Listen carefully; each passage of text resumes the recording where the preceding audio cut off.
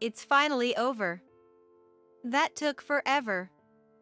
Let's get out of here. David, Eric, now that your dad is gone too, I don't have to take care of you two anymore, right? Right after the funeral for my son Charlie, his wife Olivia blurted out those unbelievable words. What could have possibly possessed her to say something like that? How could she say such a terrible thing to the twins, David and Eric, who are drowning in grief over losing their father? You're the only parent these children have left now. Think about it. Huh? I'm remarrying a handsome doctor. The old hag can raise those twin brats. See ya. While I stood there in shock, Olivia selfishly spat out those lines and breezily walked away. The other attendees and I were stunned by this sudden turn of events. It's fine. After Olivia left, I muttered under my breath. I'll take responsibility for them. The chaotic funeral finally over, I returned home and collapsed into bed with a deep sigh. I was utterly exhausted, the day feeling longer than ever before. My eyelids grew heavy on their own. At 2 a.m., I was awoken by strange laughter coming from the next room. When I opened the door, there were two faces illuminated by the pale blue glow of a computer screen in the darkness. There were David and Eric, who should have been consumed by sorrow, laughing as they looked at the computer. I'm Zoe. Ever since I lost my beloved husband 3 years ago, I've been living alone in this house. The one joy in my life is when my adorable grandkids come to visit. Today, my grandsons David and Eric are coming over to play for the first time in a while. So I've been restless with anticipation since morning. Even though lunch preparations are done, I wander around the house feeling like something is missing. Ah, that's right. The camera. The other day, the twins, who just started elementary school, said they would show me their new school uniforms. I started looking for the camera so I could properly capture them in all their glory. Found it. Now I'm all set. Just as I finally felt at ease, I heard a car engine stop in front of the house. Grandma. Hello. Hello. Energetic voices rang out from the entryway. Coming. Welcome, you two. I called back as I hurried to the front door, where David and Eric stood wearing their new backpacks and uniforms. Behind them, my son Charlie and his wife Olivia walked up. Mom, I'm home. Hi, Zoe. Long time no see. I'm so glad you all could make it. Come on in. I welcomed my son's family into the house and we had a photo shoot with the kids in their school uniforms. The sight of my grandchildren wearing backpacks slightly too big for their small frames was absolutely adorable. It was hard to tell if they were wearing the backpacks or if the backpacks were wearing them. Grandma, guess what? Eric and I are in different classes, David shared excitedly. Yeah, I have a male teacher and David has a female teacher. Eric chimed in. That's right, my grandchildren are twins. When my only son Charlie married Olivia 8 years ago, they surprised us all by having twins not long after. I remember being overjoyed at the thought of gaining 2 grandchildren at once. However, I have to admit I was quite shocked when Charlie announced he was marrying Olivia. Charlie had always been a gentle, serious boy who kept to himself throughout his school years. So I never imagined he'd choose such a strikingly beautiful and confident woman as his bride. Thanks to their stunning parents, David and Eric have grown into quite the handsome young lads themselves. They might just be what you'd call beautiful boys. Olivia, eager to capitalize on their good looks, was determined to get the boys into the entertainment industry, signing them up for dance classes and dragging them to auditions. When they first started kindergarten, David and Eric were too young to understand and simply went along with whatever Olivia had planned for them. As I prepared lunch in the kitchen with Charlie, my mind wandered, curious about what the boys had been up to lately. While Olivia stepped out to the car to grab something she forgot, Charlie leaned in and whispered, "Mom, there's something I need to tell you." It seemed to be about David and Eric. Right after they started elementary school, they started rebelling, saying they didn't want to dance anymore and hated the idea of being on TV. For a while there, things were pretty rocky between them and Olivia. Apparently, as they developed stronger senses of self in elementary school, they made their feelings clear to Charlie and Olivia. It seems they take after Charlie, both shy and uncomfortable with being in the spotlight. Olivia tried her best to keep them going, but in the end, we decided to let them quit for their own well-being. It almost caused some serious tension between us, to be honest. Things are okay now, though. Charlie confided in me quietly, not wanting Olivia or the kids to overhear. I had been worrying about how they were doing lately but hadn't found the right moment to ask. I'm glad Charlie opened up to me. It sounds like the boys are focusing on adjusting to their new school life now. We all gathered around the dining table as David and Eric regaled us with tales of their school adventures. I had been concerned, knowing how reserved they can be, but I was relieved to see they seemed to be enjoying school. After a lively meal and conversation, my heart swelled with happiness as I watched them head home with bright smiles on their faces. A few months later, my son's family of 4 came to visit again. "So David, Eric, what new things have you boys been up to lately?"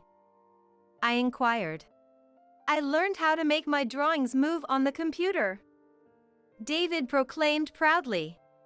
"And I'm in the middle of learning the C programming language," Eric added. "I'm sorry, I asked you to explain it to me, but it went right over my head. But it sounds like you're learning some incredible things." These days, both boys are far more passionate about computers than sports. I know next to nothing about computers myself. But from what Charlie has told me, there's no doubt that David and Eric's computer skills are leagues ahead of other kids their age. Charlie and I both believe the twins have a real talent for computers and have high hopes for their future in the field. Charlie has even been looking into programming classes in the area for them. I don't get why they're so into those boring computers. They'd be way more likely to get famous and make money if they got on TV instead, Olivia grumbled, clearly not thrilled with their budding interest in technology. Perhaps she still hasn't given up on her dreams of turning them into child stars. What's the harm in letting the kids do what they love? Charlie said, trying to calm Olivia down. I nodded in agreement, thinking to myself, there's nothing that would make me happier than seeing my grandchildren thriving and doing what they enjoy. As time passed, David and Eric entered the 6th grade. They were still as passionate about computers as ever. And apparently they had even completed and graduated from a programming class a few years prior. Lately, it seems Charlie has been away on business trips frequently, often leaving the house empty. As a result, when Olivia's work schedule leaves the kids alone, David and Eric often come over to my house to hang out. Dad's never home these days, so we can't go out and do anything fun, Eric complained. Yeah, he promised we'd go camping next holiday, but who knows if he'll actually follow through, David added with a sigh. Your dad must be really busy with work. I'm sure he's doing his best and holding back his desire to spend time with you boys, so we should cheer him on, I encouraged them. David and Eric seemed a bit dissatisfied with the lack of quality time with Charlie due to his hectic work schedule. A while back, Charlie had excitedly shared with me that he'd been put in charge of a major project that could make or break the company. That project must have finally kicked into high gear, and he's been working hard alongside his team. Come to think of it, I've started watching them overnight quite often recently, not just during the day. At first, I was more than happy to help out. thinking it would give Olivia a much-needed breather since she's practically raising the kids on her own while juggling work. However, it seems that every time Charlie goes on a business trip, she ends up staying out overnight. While I absolutely adore spending time with my grandchildren, it feels like it's been happening a lot more frequently. Since they're in 6th grade now, I figured they wouldn't need too much hands-on care, but perhaps Olivia is finding it overwhelming. Zoe, sorry to bother you again. I'll be leaving them in your care today. Olivia called out breezily as she dashed off. David and Eric would be staying over again tonight. Oh no, I forgot my cold medicine. David suddenly remembered. Oh dear, you've caught a cold? That's not good. Olivia just left, so why don't I give her a call and ask her to bring it over? I offered. I dialed Olivia's number. It rang several times, but no one picked up. Eventually, it went to voicemail. Olivia wasn't answering her phone. Mom, she didn't pick up. What should we do about the medicine? I hope David's cold doesn't get worse, I fretted. Oh yeah, Grandma, whenever Mom has something important going on, she turns her smartphone off, David chimed in. His words caught me off guard. What? So you're saying whenever she's busy with something important, there's no way to reach her at all? Yep, even when we call, it never goes through. But don't worry, Grandma, my cold isn't that bad. I'll be okay, David reassured me. Compared to my growing concern, the two boys seemed completely unfazed. Even if Olivia has something important going on, what would she do if there was an emergency with the kids? So far, nothing serious has happened and the children are safe, but this is starting to feel like child neglect. I felt sorry for both David and Eric, knowing their mom wasn't giving them the attention they needed, and spent the day with an unsettled feeling in my gut. The next evening, when Olivia came to pick them up, I decided to ask her about it. Olivia, Eric forgot his medicine, so I tried calling you shortly after you left. Was it difficult for you to answer the phone? Oh, right, sorry about that. I had my phone turned off. Didn't the kids tell you? She replied nonchalantly, as if it were perfectly normal. Ah, I see. But don't you think it might be better to keep your phone on in case something happens and we need to reach you? I was taken aback by Olivia's attitude and couldn't bring myself to say anything more. After that, David and Eric stayed over a few more times. While I was watching them, I tried calling Olivia's smartphone several times for various reasons, but as expected, she never picked up. Then one afternoon, I received a call on my smartphone from an unknown number. It wasn't a number I recognized. I hesitantly answered the call and heard a man's frantic voice on the other end. Hello, is this Charlie's mom? I'm Charlie's coworker. I'm sorry for the sudden call. Please try to stay calm and listen. Charlie is in the hospital right now. It took me a moment to process the words I was hearing. A wave of anxiety washed over me. I got the hospital's location from Charlie's coworker and quickly called a taxi. On the way there, I couldn't settle my nerves, worried sick about Charlie's condition. What could have happened for Charlie to end up in the hospital? Was he going to be okay? That's right, I wonder if Olivia knows anything. I decided to try giving her a call first. Despite my desperate wish for her to pick up, the phone just kept ringing and ringing. Once again, she didn't answer.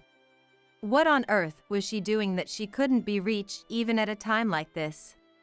I called over and over, praying she would pick up, but the result was always the same. The entire way to the hospital, I kept trying to get in touch with her, but she never answered her phone. When I arrived at the hospital, Charlie's coworker greeted me with tears in his eyes and filled me in on the situation. Apparently, He had suddenly collapsed at work and was rushed to the hospital by ambulance. They gave him the necessary treatment, but his condition was poor and he still hadn't regained consciousness. I tried calling his wife, but no matter how many times I called, she just wouldn't pick up. That's why I contacted you, his mom, instead. Thank you so much for coming right away. So Olivia didn't answer her phone after all.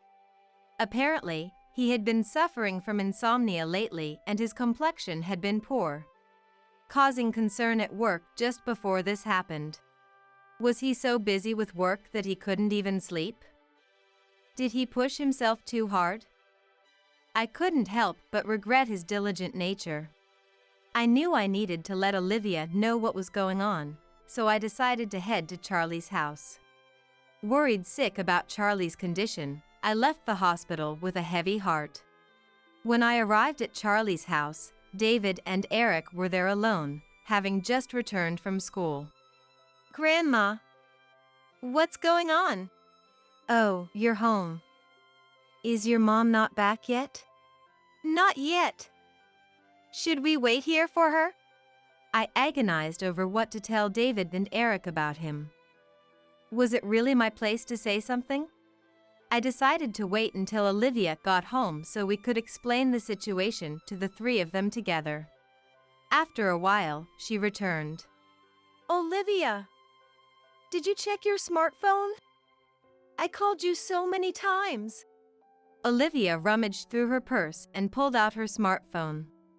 Zoe, what's with the sudden visit? Oh, you're right. I do have a bunch of missed calls. Did something happen? Despite feeling irritated by Olivia's attitude, I took a deep breath and spoke. Olivia, David, Eric, listen calmly. Charlie collapsed at work today and is in the hospital now. The doctors did everything they could for him, but it seems he still hasn't regained consciousness. Shocked by the sudden news, David and Eric froze, their faces etched with disbelief.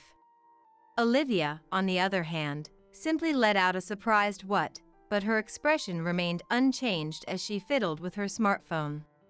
I had expected her to be more shocked and worried, so her reaction caught me off guard. My confusion was completely lost on her, who was absorbed in her smartphone. And so, the days passed by one. Our wish for Charlie to wake up went unanswered as he remained unconscious. The doctor informed us that there was no prospect of him regaining consciousness, and we had to brace ourselves for the inevitable. A few days later, Charlie's funeral was held. David and Eric kept their heads down, not saying a word as tears streamed down their faces. They may be mature for their age, but they're still only in 6th grade. Having lost their beloved dad, they must be in the depths of despair. All I could do was stay by their side and rub their backs in comfort.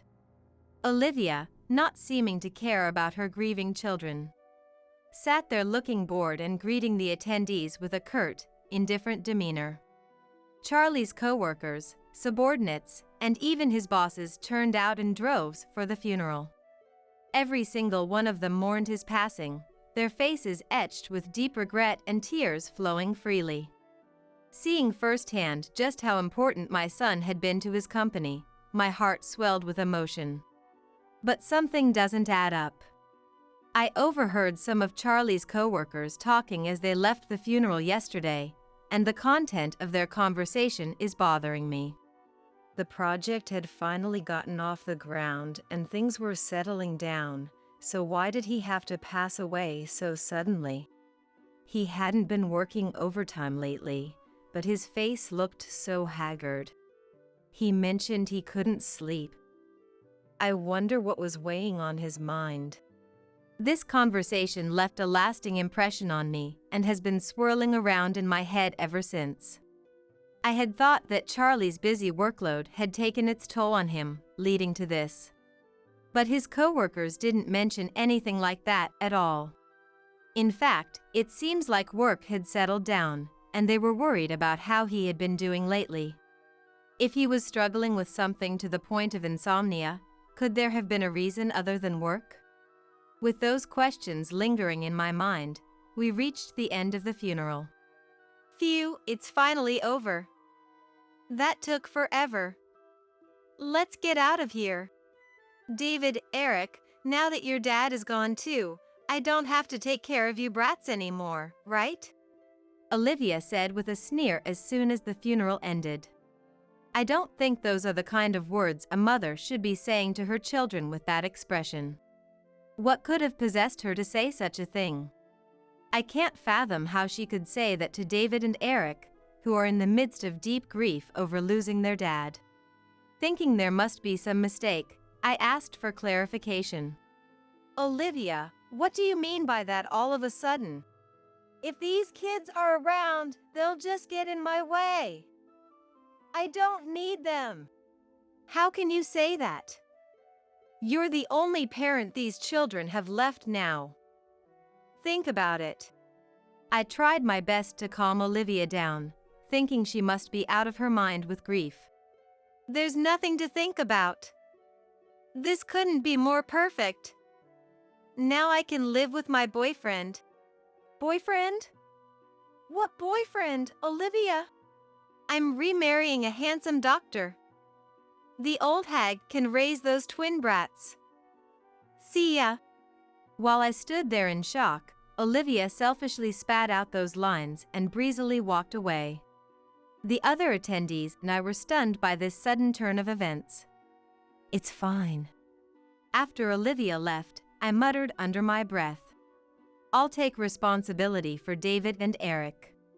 Rather than growing up with the pain of being abandoned by their mom, I'm sure I can provide them with a much better environment living with me.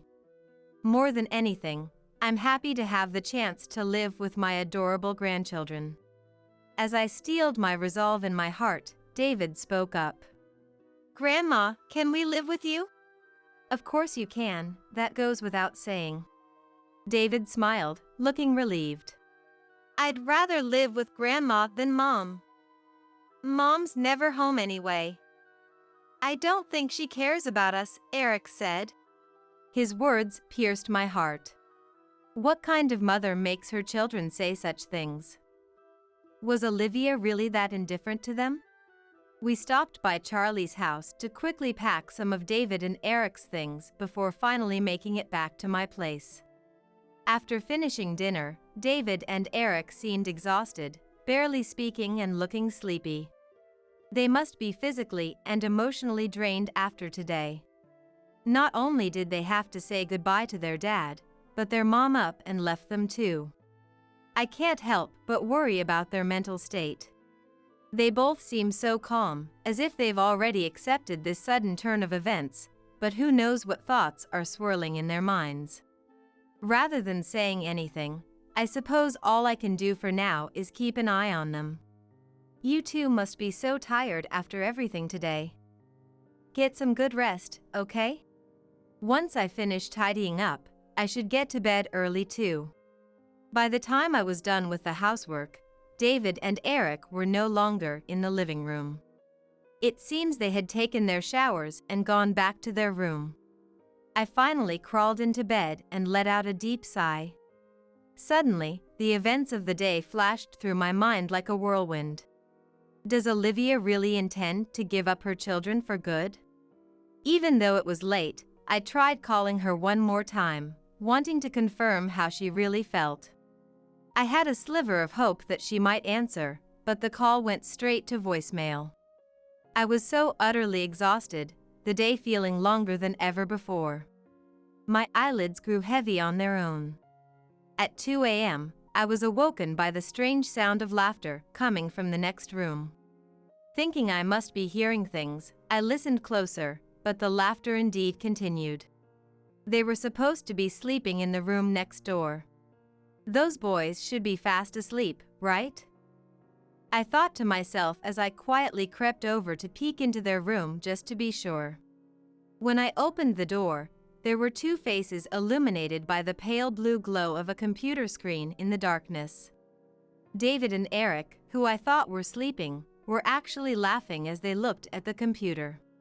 What are you two doing up in the middle of the night like this? Oh, Grandma. Did we wake you? Sorry about that. Hey, Grandma, come take a look at this. I did as they asked and peered at the computer screen. Olivia? Darling? Whose WhatsApp is this? Don't tell me. Yup.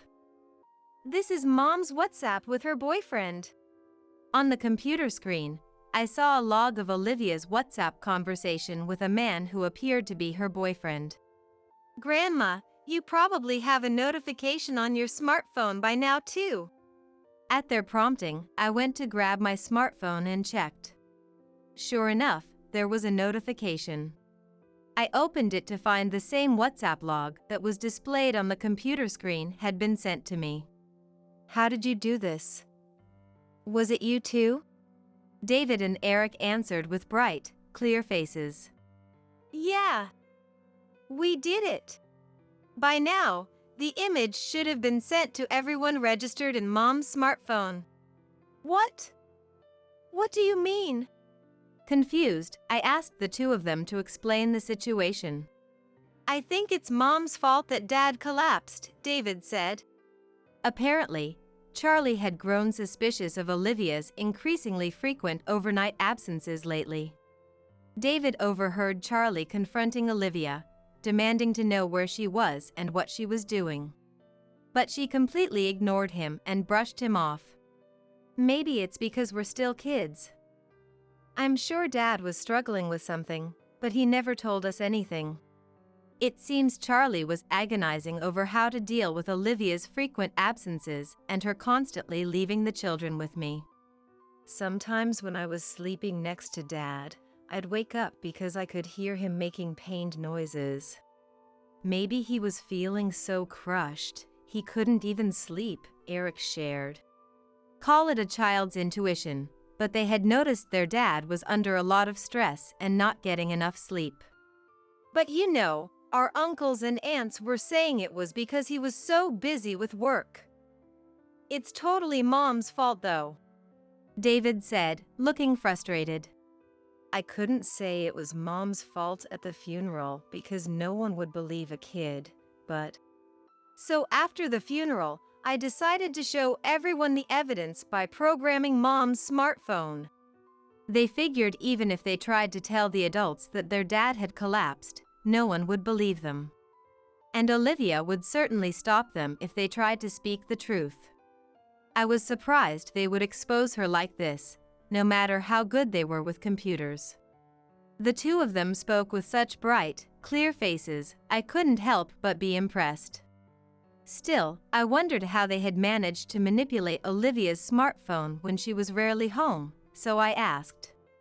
Mom's really bad at using smartphones and PC devices. That's why we always set things up for her. We memorized all her passwords and stuff then. We happened to see her WhatsApp too, and that's how we figured out who she was always with. When Mom's with that guy she calls darling, she really does turn her smartphone off. So we made it so the information would send when she turned it off. So if the images are being sent now, that means her phone is off. Look, all the evidence we prepared is being sent. I checked the notifications on my own smartphone. The brats are going to the old hag's house, so I'll be with Darling today and tomorrow. Darling is so handsome and talented, but my husband, he works so hard all the time but barely makes any money. There's no comparison. Maybe I should frame my husband for cheating so I can divorce him and get a big payout in the settlement. There were so many unbelievable messages. As I opened the notifications, I even saw some about David and Eric. I thought they'd be able to make money since I gave birth to such handsome boys. But neither of them wants to enter the entertainment industry, and they don't have the guts to stick with it. Unbelievable. I paid so much money for their dance lessons and auditions, such a waste. Those kids are nothing but a disappointment. What a mother she is. She forced her own selfish desires on her children and then calls them a disappointment. I really feel for these poor kids. I had always sensed that Olivia was a woman who spoke her mind, but I never imagined she would badmouth others with such a foul mouth. I thought she was just being rude at the funeral because emotions were running high, but is this her true nature? I wonder if Charlie knew this was the kind of person she was, or if he had been deceived. Discovering Olivia's true colors was a huge shock to me. In stark contrast to my shock, David and Eric seemed to have rather refreshed expressions on their faces. I bet our relatives and Mom's friends are all freaking out right about now. A few days later, I received a call from Olivia's mom. I can't even begin to apologize for my daughter's actions. I don't know how to make amends. She kept apologizing profusely, sounding incredibly remorseful.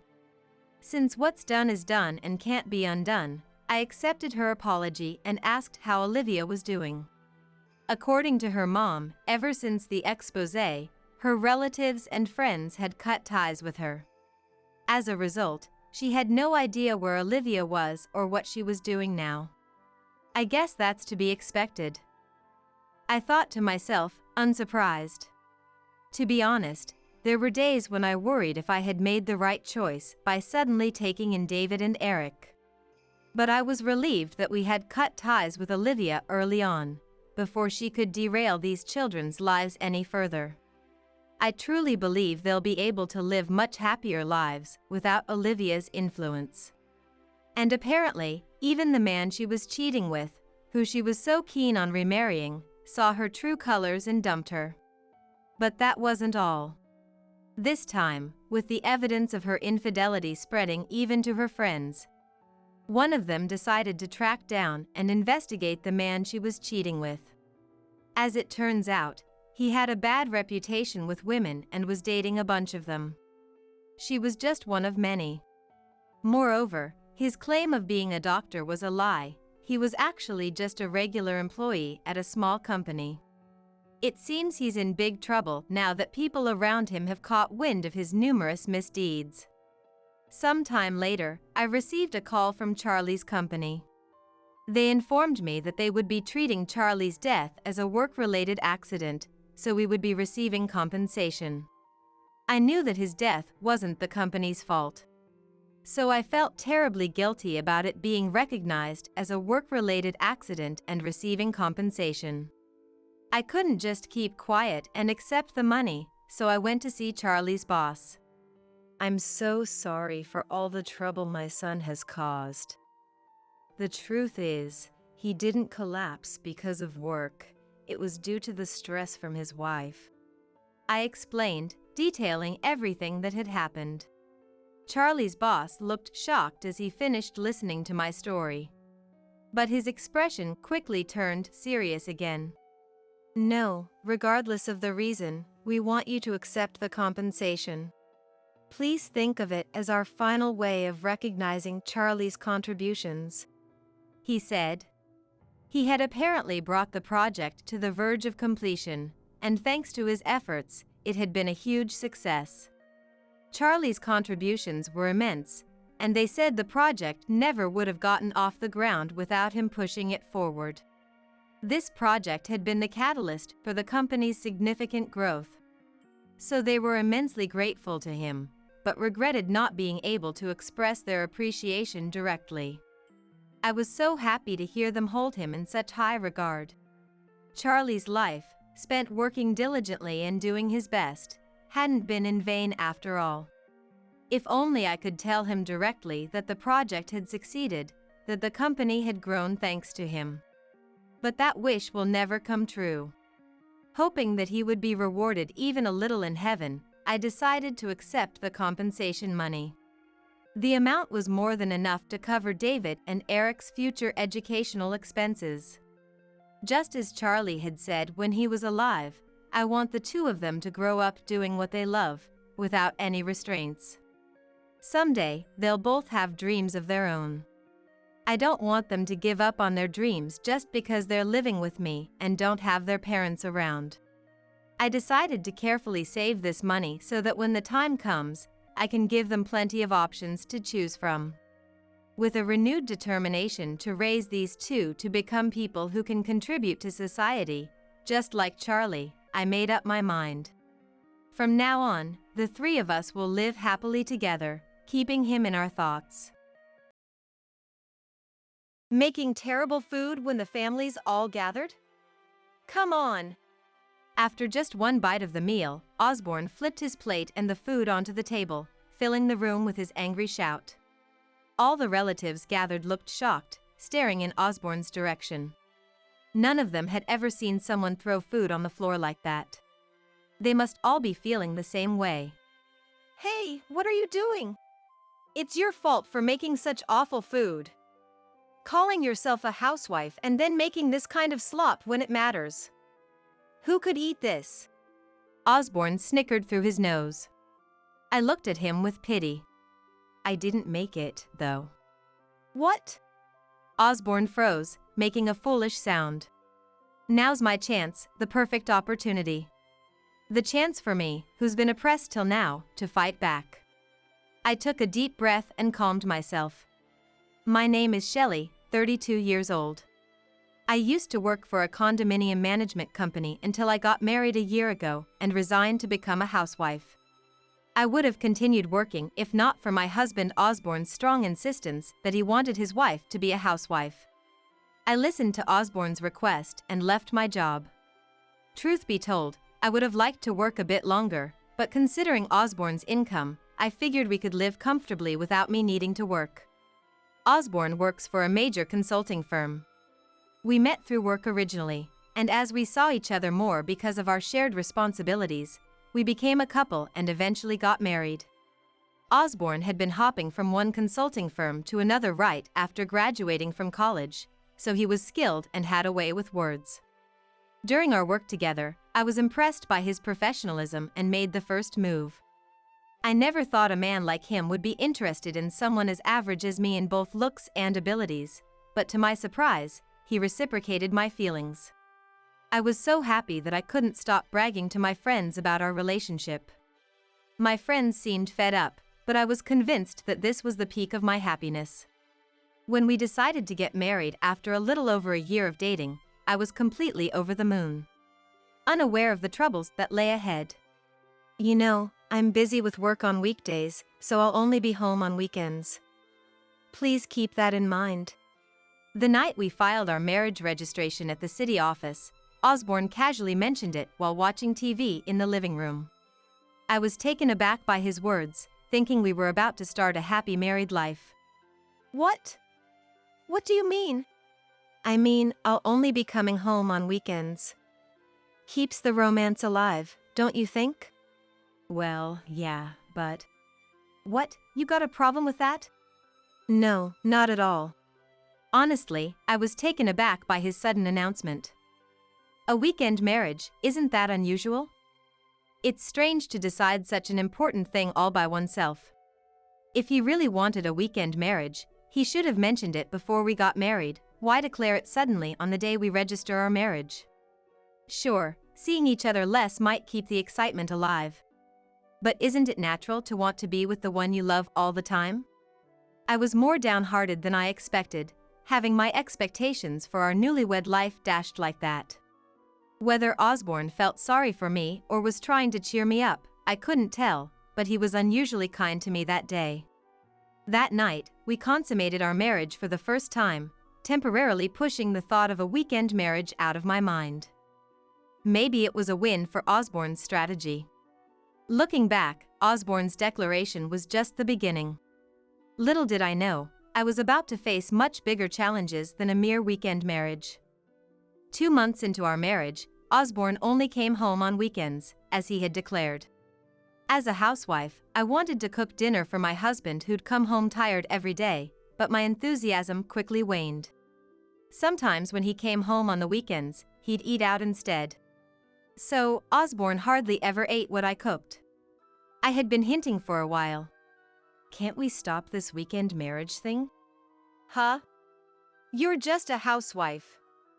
Are you really going against what I say?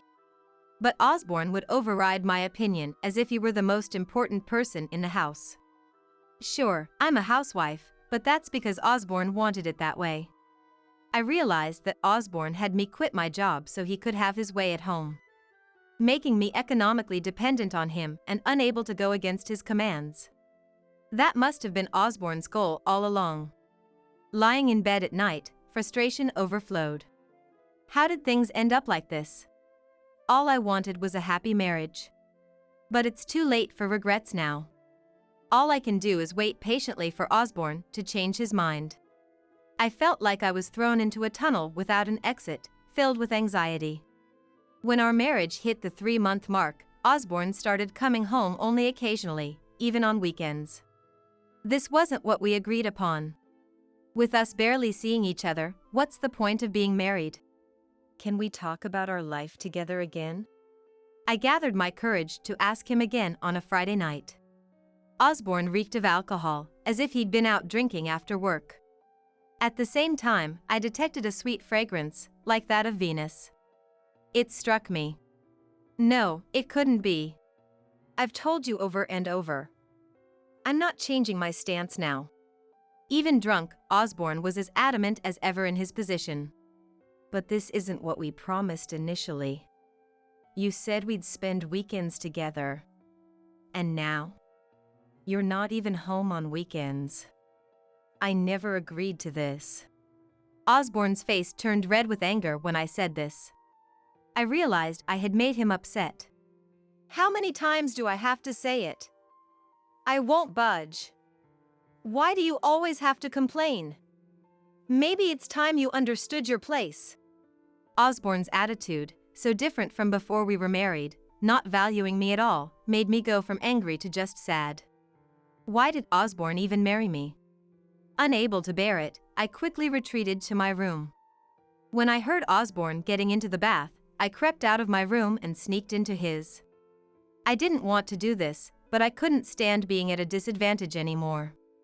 I frantically searched his room for any evidence. Months went by, and our situation remained almost like a separation. I stopped saying anything to Osborne, who hardly ever came home. Something else was on my mind now, so I decided to live quietly for the time being. Then, one day, I received a call on my mobile phone. The caller was mother-in-law, Marjorie.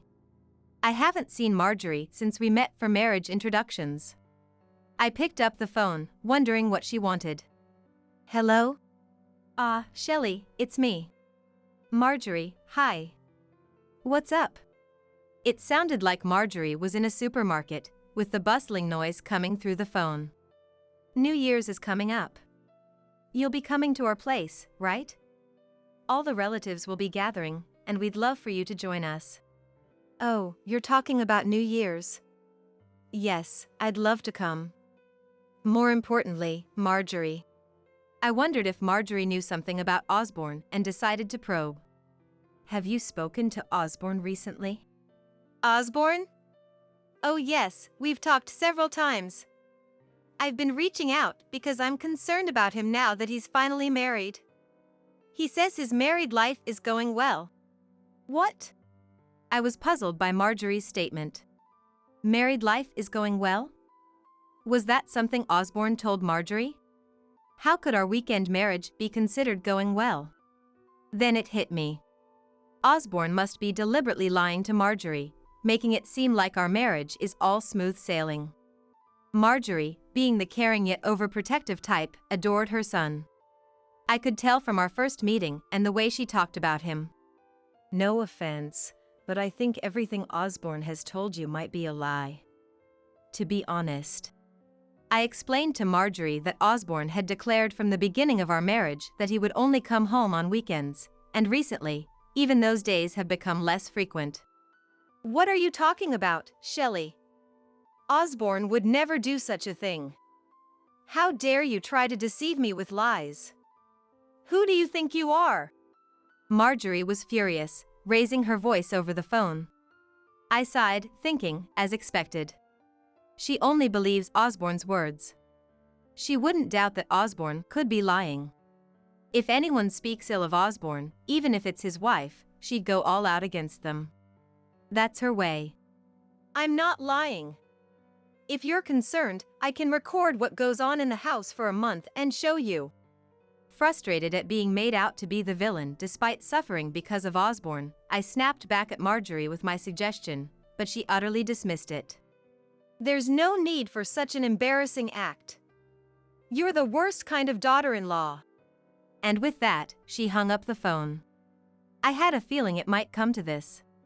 My father-in-law is a man of few words, so I can't tell what he thinks of me, but Marjorie probably just sees me as a convenient wife for Osborne. Knowing this made me feel weary of continuing this charade of a marriage with Osborne. I decided it was time to put into action a plan I had been considering for a while. The day arrived when Osborne's family was gathering at their home for the new year. Unsure of what would happen, I was determined to do whatever I could. I was quietly fired up inside. As the new year dawned, I went with Osborne to his parents' house as planned. Before leaving, I made a crucial call to someone. Man, going to the family home is such a drag. Osborne got ready and left the house reluctantly. Upon arriving at his parents' house, we were greeted by Osborne's parents, aunts, uncles, and cousins. A woman, who seemed to be a housekeeper, was preparing food in the kitchen. She wore glasses and a mask, and understandably, she didn't join our conversations, focusing on her work instead. With so many people around, it was hard to keep track of everyone. Oh, Shelley, welcome. Marjorie, still probably distrusting me after our phone call, greeted me without a hint of warmth in her eyes, despite her welcoming words. Forcing a smile, I lifted my stiff cheeks. Happy New Year! And managed to put on a smile. After that, Marjorie and I barely spoke as the meal preparations went on. I helped in the kitchen as well. My father-in-law remained his usual silent self, sitting on the sofa and reading the newspaper. Once the meal was ready and I had finished serving, everyone began to eat. I noticed Osborne picking up a dish of stew. And just as I was about to reach for some rice, feeling hungry, he exclaimed, "Making terrible food when the family's all gathered? Come on!" The sound of porcelain hitting the floor made everyone's shoulders jerk. Osborne, having flipped his plate and the meal onto the table after just one bite, filled the room with his angry voice. All the gathered relatives looked at him in shock. Never having seen someone throw food on the floor like this before. They must all be feeling the same way. Hey, what are you doing? It's your fault for making such awful food. Calling yourself a housewife and then making this kind of slop when it matters. Who could eat this? Osborne snorted through his nose. I looked at him with pity. I didn't make it, though. What? Osborne froze, making a foolish sound. Now's my chance. This is the perfect opportunity. The chance for me, who's been oppressed till now, to fight back. I took a deep breath and calmed myself. What are you talking about? You were in the kitchen preparing the meal just now. Osborne looked at me, confused, and snorted through his nose. True, I was in the kitchen. But the housekeeper was there too, right? I was just setting the table. The housekeeper made the meal. Right? I directed my gaze towards the housekeeper, who was supposed to be resting in the back room. Seeing the housekeeper, who had unexpectedly appeared, all the relatives were taken aback. Yes, that's correct. See? And just so you know, I invited the housekeeper. Let me introduce her. This is my mom. The housekeeper, no, Mom, took off her glasses and mask. Osborne and his parents were shocked to see her face. They obviously knew Mom and were surprised to see her here. Weren't you the housekeeper Osborne hired? No. Like I'd arranged that. It seemed Marjorie had assumed Osborne had hired the housekeeper, and now she was trembling. Hey, Osborne, you know what my mom does for a living, right? She works at a traditional Japanese restaurant and makes delicious meals every day. But today, she made the dishes lighter for the family. Why did you think I made the meal? Because you were in the kitchen until just now. Osborne raised his voice in frustration in response to my question. Indeed, from an objective standpoint, it might have seemed natural for him to assume that I, having been in the kitchen, had cooked the meal with my mom. However, what Osborne, who hardly ever ate my cooking, didn't realize was that my cooking style is quite different. Unlike the meal my mom prepared today, which was light in flavor, my dishes tend to be richer and more robust. I prefer my food with plenty of soy sauce and mirin, making it quite flavorful. That's true. But the main reason is that you've hardly ever eaten my cooking. Huh? What do you mean? Everyone except Osborne, confused by the situation, widened their eyes. Osborne's face turned pale, and he froze on the spot. I decided to confront him and lay bare all his dishonesty right then and there. On the day we registered our marriage, Osborne declared to me that he would only come home on weekends and spend the weekdays away. It was a so-called weekend marriage. He never mentioned such a thing before we got married. I was shocked. I couldn't agree to it, but whenever I tried to object or discuss it, he would just insist that as a housewife, I had no right to oppose him, and he never listened to my opinions. The relatives were visibly shocked as the truth about our marriage came to light, Marjorie, in particular. That can't be true. Are you still saying that? Osborne has always told me that he and you are living happily together. Don't say such embarrassing things in front of the relatives. Watching Marjorie staunchly defend her son, taking his side to the point of making fierce accusations, I sighed. It was almost time. Time to reveal that secret. Just as I was bracing myself, clenching my fists, a voice came from the entrance. "Osborne? Are you here?" The voice of an unfamiliar woman caused all the relatives to startle. As one of the relatives exclaimed in confusion, the door swung open, and a young woman peeked in. Dressed in a short skirt, sporting bright red nails, and with glossy hair, she looked to be in her 20s. After scanning the room full of people, she widened her eyes in surprise. Huh? She uttered, sounding confused. Osborne? What's going on here? She called out to Osborne in a sweet voice, looking around bewildered. It was clear that everyone except me was struggling to grasp the situation. Noreen, why are you here? Osborne's expression, filled with surprise, only added to Noreen's confusion as she tilted her head, unable to understand the situation. "What do you mean, why? You're the one who called me here. You said you wanted to introduce me to your family because we're getting married." What? When did I say that? 2 weeks ago. When Noreen showed the message exchange on her phone, Osborne was taken aback. I never sent this. Then who did? As they argued fiercely, I stepped forward to clarify. "Nice to meet you, I'm Osborne's wife. I'm the one who invited you here today." Sorry, Osborne, but I sent the message without your knowledge. What? Both of them were dumbfounded, their mouths agape. Indeed, I had been plotting to get back at Osborne since the day Marjorie invited me over for New Year's. 2 weeks ago, while Osborne was taking a bath late at night, I snuck out of the bedroom and grabbed his phone.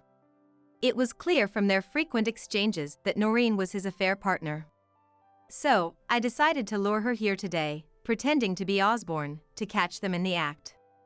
The relatives began to murmur among themselves after hearing our exchange. And Osborne's parents' faces turned pale. I had my suspicions. Why would Osborne start a life where he only comes home on weekends right after we got married? A weekend marriage means we barely see each other. What's the point of being married if that's the case? If he really loved me, he wouldn't want such a life. That's because I'm busy with work. I've told you this many times. Even after all this, Osborne was still trying to resist. In disbelief, I sighed heavily in exasperation. Work? Yes, I believed that at first. But then I started smelling perfume on you when you came home at night. I couldn't believe it, so I hired a detective to investigate. What? An investigation? Osborne trembled all over. I pulled out a report from a private detective from my bag and thrust it at both Osborne and Noreen. I had suspected Osborne's infidelity and had hired a detective a while back.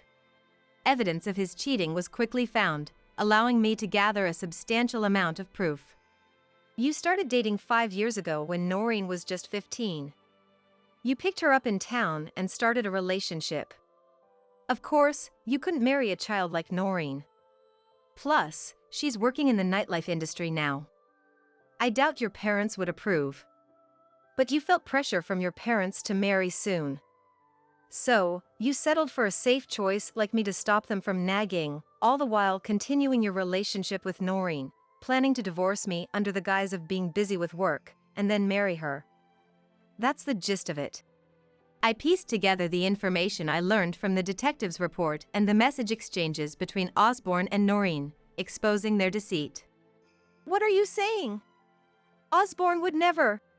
Marjorie tried to defend Osborne, but faced with the irrefutable evidence, she could no longer argue and her shoulders slumped in defeat. Osborne and the woman, Noreen, were trembling as they looked at each other. Eventually, Osborne broke the silence with an accusation. This is low. Using tactics like this to disgrace us, it's filthy. At his words, I felt a surge of anger so intense it felt like my veins might burst, and I shouted back. Low? What are you talking about? The only low thing here is you, disappearing right after we got married. Approaching me while having someone else, using me, and then playing the victim? You were just waiting for me to get fed up and initiate a divorce, weren't you? Well, sorry to disappoint. We will get divorced, but you'll be paying me a fair settlement in court. And you too, Noreen. I glared at Osborne and Noreen with the most intimidating look I had ever mustered. Why me? I don't have any money. Please, forgive me. I was wrong. But please, not the settlement in court. Ignoring their pleas, I glared at them once more. Just get out of here, now. And yelled. At my scream, Osborne and Noreen finally scurried out of the house with yelps. I sincerely apologize for the disturbance, everyone. As I stepped back, sighs of relief were heard among the relatives. They were all dumbfounded by Osborne's actions, at a loss for words. Shelley. I don't know what to say. Marjorie, who had staunchly believed in Osborne and criticized me, now looked away awkwardly. I left the in-laws' house with my mom, who had pretended to be the housekeeper. I likely wouldn't return to this house again. My troubled marriage of 1 year to Osborne thus came to an end. A few days later, I had Osborne sign the divorce papers and filed them at the city hall. I was officially single again. Although now divorced, my marriage had been so brief and distant that it hardly felt different. Since Osborne and I had lived in a rented apartment, I effectively evicted him without further issues. Afterward, Osborne, lacking funds due to squandering money on his mistress, had to ask relatives for a loan to pay the settlement ordered in the divorce. Despite his supposed elite job, his financial woes were due to his lavish spending on his mistress. However, after the New Year's incident, no relative was willing to lend him money. He was forced to take out a bank loan. Noreen, too, took out a loan to pay her part of the settlement for the divorce court. With both of them now embroiled in the struggle to repay their loans, any plans for marriage had to be postponed. At least until they managed to clear their debts, as both sets of parents unanimously advised against marriage under such financial strain. The in-laws, likely fed up with being entangled in any more trouble, seemed to think it was only fair for them to experience the hardship of debt repayment. Let him struggle with paying his debts for all I care. Compared to the year of suffering I endured, earning money to repay his debts seemed easy, almost like it was someone else's problem. Meanwhile, I returned to my previous job at the condominium management company and am now enjoying my work. It's much better for my mental health than staying cooped up at home. If I ever consider marriage again, I've quietly vowed to myself that it will be with someone who is supportive of both partners working. I'll leave the kid for you to take care. As I wondered what he meant, Thomas uttered something unbelievable. Apparently, he was taking advantage of our current separation to live with his affair partner. He wanted to divorce me, right after my mother passed away, to marry his mistress. I had heard that separation is often treated like divorce, making it hard to claim compensation for infidelity after separating. Not caring anymore, I hung up the phone. 3 days later, I had 23 missed calls from Thomas on my mobile phone. But I thought his actions were despicable and didn't respond, just blocked his number. However, Thomas was persistent. He even sent texts through social media, which he normally never uses. That's when I decided to fight back against Thomas. Fine, if that's how you want it, I'll show you hell. Thomas, who didn't even attend my mother's funeral and was planning an elopement with his mistress, didn't deserve any sympathy. I was determined to pay him back double for everything he had done to us. My name is Sandra, a 46-year-old part-time worker and a housewife. My family consists of my husband Thomas, a year older than me, and our 16-year-old daughter in high school, Margaret. We lived in a small apartment in the countryside.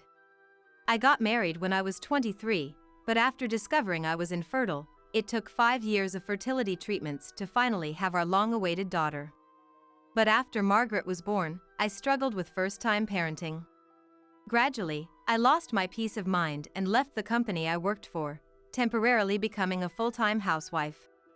In our society, whenever Margaret got sick, I, her mother, was called to accompany her to the hospital. This was what led me to quit my job. It wasn't that I hated caring for Margaret, but my boss indirectly suggested I resign, and I couldn't bear it and ran away.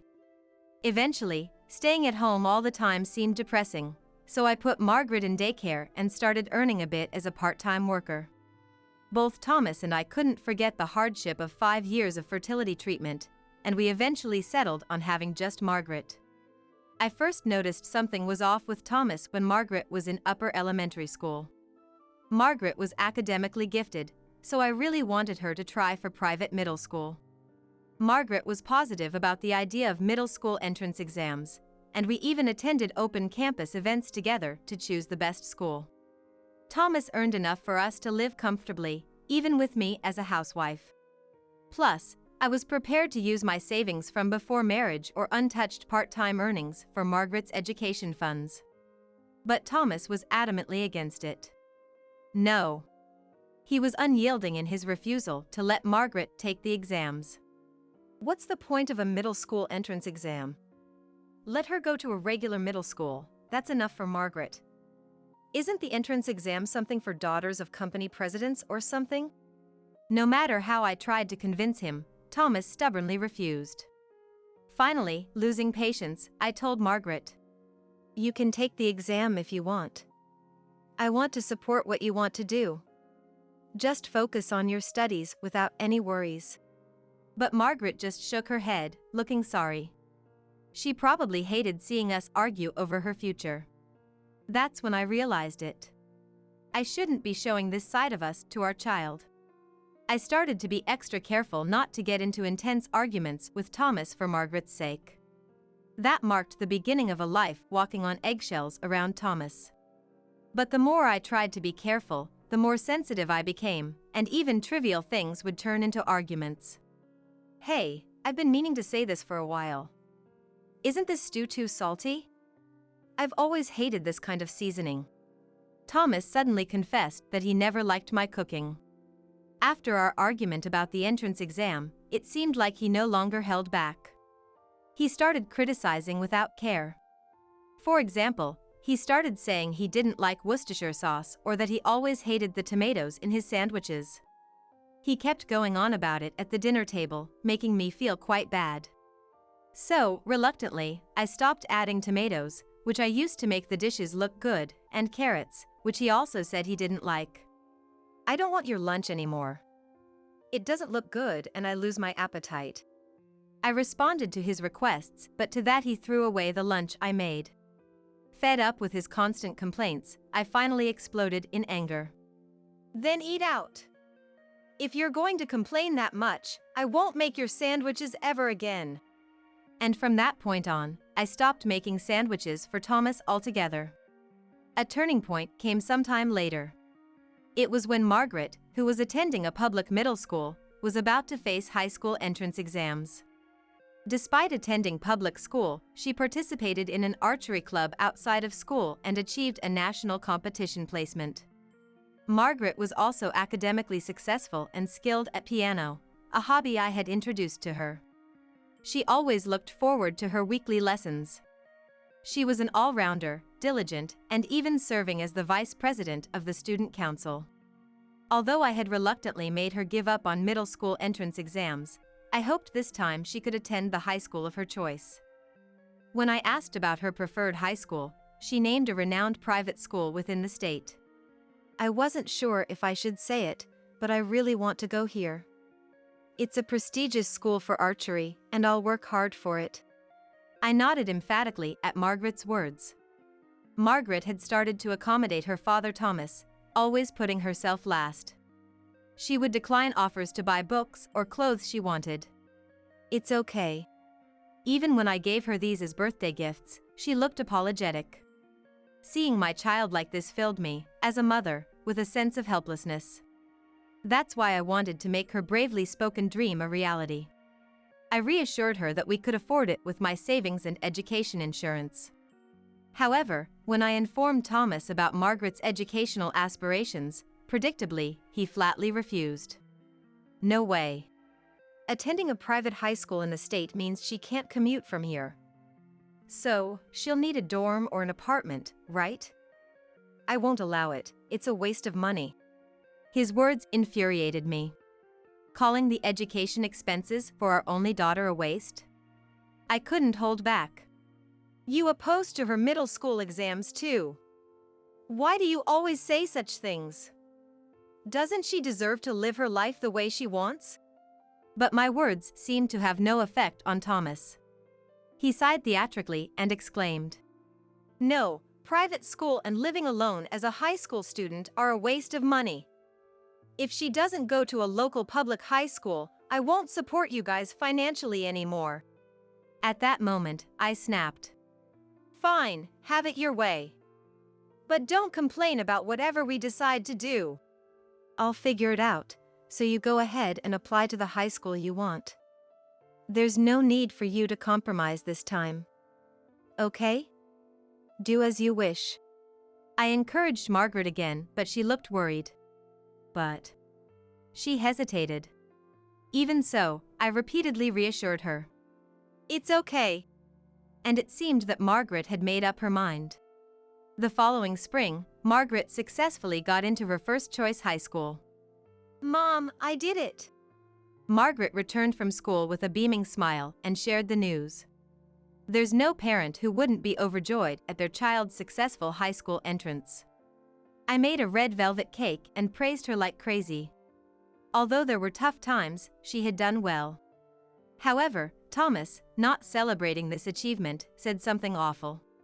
As promised, you take care of Margaret and yourself from now on.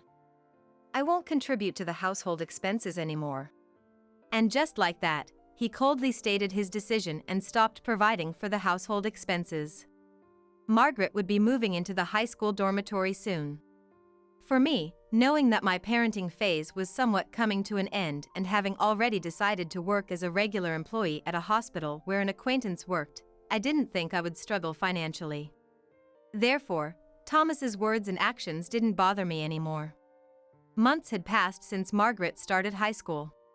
She had adapted to her new life, and I was relieved to hear that. I was working part-time, similar to full-time hours, at a hospital where an acquaintance worked, with an expectation of being made a full-time employee soon. I thought we wouldn't struggle financially. Thus, Thomas's words and actions didn't bother me anymore. Although Thomas and I hadn't divorced yet, we had been living separately for months after he moved out to a different apartment. I was busy with my new life, but realizing I could live without Thomas, I planned to divorce him as soon as everything was ready. I assumed Thomas wouldn't want to continue this separation forever either. Believing this separation would end one way or another, I went to the city office to get divorce papers. But then, I received devastating news. My mom back home had passed away. When I got the call from my dad, I was so shocked that I collapsed. Mom had always been frail, in and out of hospitals since I was young. I remembered praying with Dad for her successful surgeries. I knew she had been battling cancer for a year now and understood that her time was limited. Still, the news of her passing was hard to accept. Dad, having lost his lifelong partner, looked utterly defeated and downcast. He clearly lacked the strength to act as the representative of the family at the funeral. So, I stepped up to take on that role. Being an only child, there was no one else who could do it. Dad weakly smiled at my offer. "That would be a great help," he said in a faint voice. We hadn't told anyone about our separation, not even Dad or our acquaintances. So, I thought it best to invite Thomas to the funeral. I quickly sent him a text with details about Mom's passing and the funeral arrangements. As expected, there was no reply. On the day of the funeral, Thomas didn't show up, and Margaret, who had come home for the occasion, muttered, "He's the worst." Even Dad, who looked so frail, was angry, feeling insulted for his wife and daughter. I had my own grievances against Thomas, but now wasn't the time for that. "Both of you, I feel the same way. But do you want to send her off with angry faces? Mom always said, nothing can beat a smile, didn't she?" My words reminded Dad and Margaret of Mom's cheerful nature. We managed to regain our composure and give Mom a proper send-off. That night, Thomas finally called back, but with an insensitive remark. "I'll leave the kid for you to take care." In such a situation, what was he thinking? As I silently pondered, Thomas, unasked, began to talk volubly. "Let me put it simple. I'm planning to elope with my girlfriend. She's younger and cuter than you." Apparently, he was living with his mistress, using our separation to his advantage, and wanted to divorce me right after my mom's death so he could marry her. I've heard separation is often treated like divorce, making it hard to claim alimony for infidelity afterwards. But for me, such things didn't matter anymore. "Oh, really? Do as you please," I replied and hung up the phone. 3 days later, I had 23 missed calls from Thomas on my mobile phone. Thinking how despicable he was, I didn't respond and blocked his number. When he realized I wasn't going to answer the phone, he started sending apologies through social media. That's when I decided to fight back against Thomas. "Fine, if that's how you want it, I'll show you hell." Thomas had declared abandoning me and Margaret at the time of my mother's funeral, and on top of that, he was planning an elopement with his mistress. Mercy was unnecessary for someone like him who had mistreated us. I decided to pay him back double for everything he had done. I immediately texted to Thomas, "Let's meet tomorrow." The next day, I waited for Thomas at the cafe where we had agreed to meet. A few minutes later, Thomas arrived in a hurry, his face pale and clearly agitated. I had nothing to say to him. So, I just silently, or perhaps glaringly, stared at him. Thomas, unnerved by my uncharacteristically explicit attitude, slowly began to speak. "I truly regret not being able to attend your mom's funeral. But there's a reason. I'm a bit shaken, you know, it was just bad timing." Curious, I listened to his explanation. Apparently, one of Thomas's relatives had collapsed and was in critical condition, needing surgery to have a chance of survival. "So what? If surgery is the only option, then just do it. What does that have to do with anything else?" Thomas's face twisted in anguish as he replied, "It's a complex surgical procedure that can't be done in a normal hospital. So, it's going to be expensive, and insurance won't cover it." According to Thomas, it was an advanced medical operation that had to be paid entirely out of pocket. His family decided to pool money, and Thomas had to contribute around $10,000. I was astounded. How could he so easily spin such lies? "It's not Betty or Richard, it's some relative I've never even met, right?" When I coldly responded, Thomas turned red with anger. "Don't be so cold. You, who just lost your mother, should understand my feelings." I understood, but it was an entirely different issue. First of all, the timing of your relative's illness right after my mother's death is suspicious. And is it really a disease that requires advanced medical treatment? What's the diagnosis? How much will the surgery cost in total? As I pressed him with my thoughts, Thomas stumbled over his words and fell silent. My family, being well-known local landowners, had savings close to $1 million, which I was aware of. Even though Thomas might not know the details, he knew my family was wealthy, so I suspected he was after the inheritance. Given his past behavior, I couldn't trust him, even if he genuinely needed a significant amount of money for a medical issue. I sighed exaggeratedly and then continued. What you and I need to discuss are divorce, custody, and division of assets. That's all. But then Thomas pleaded. Wait. I'll never do anything to make you sad again. Reconsider, please.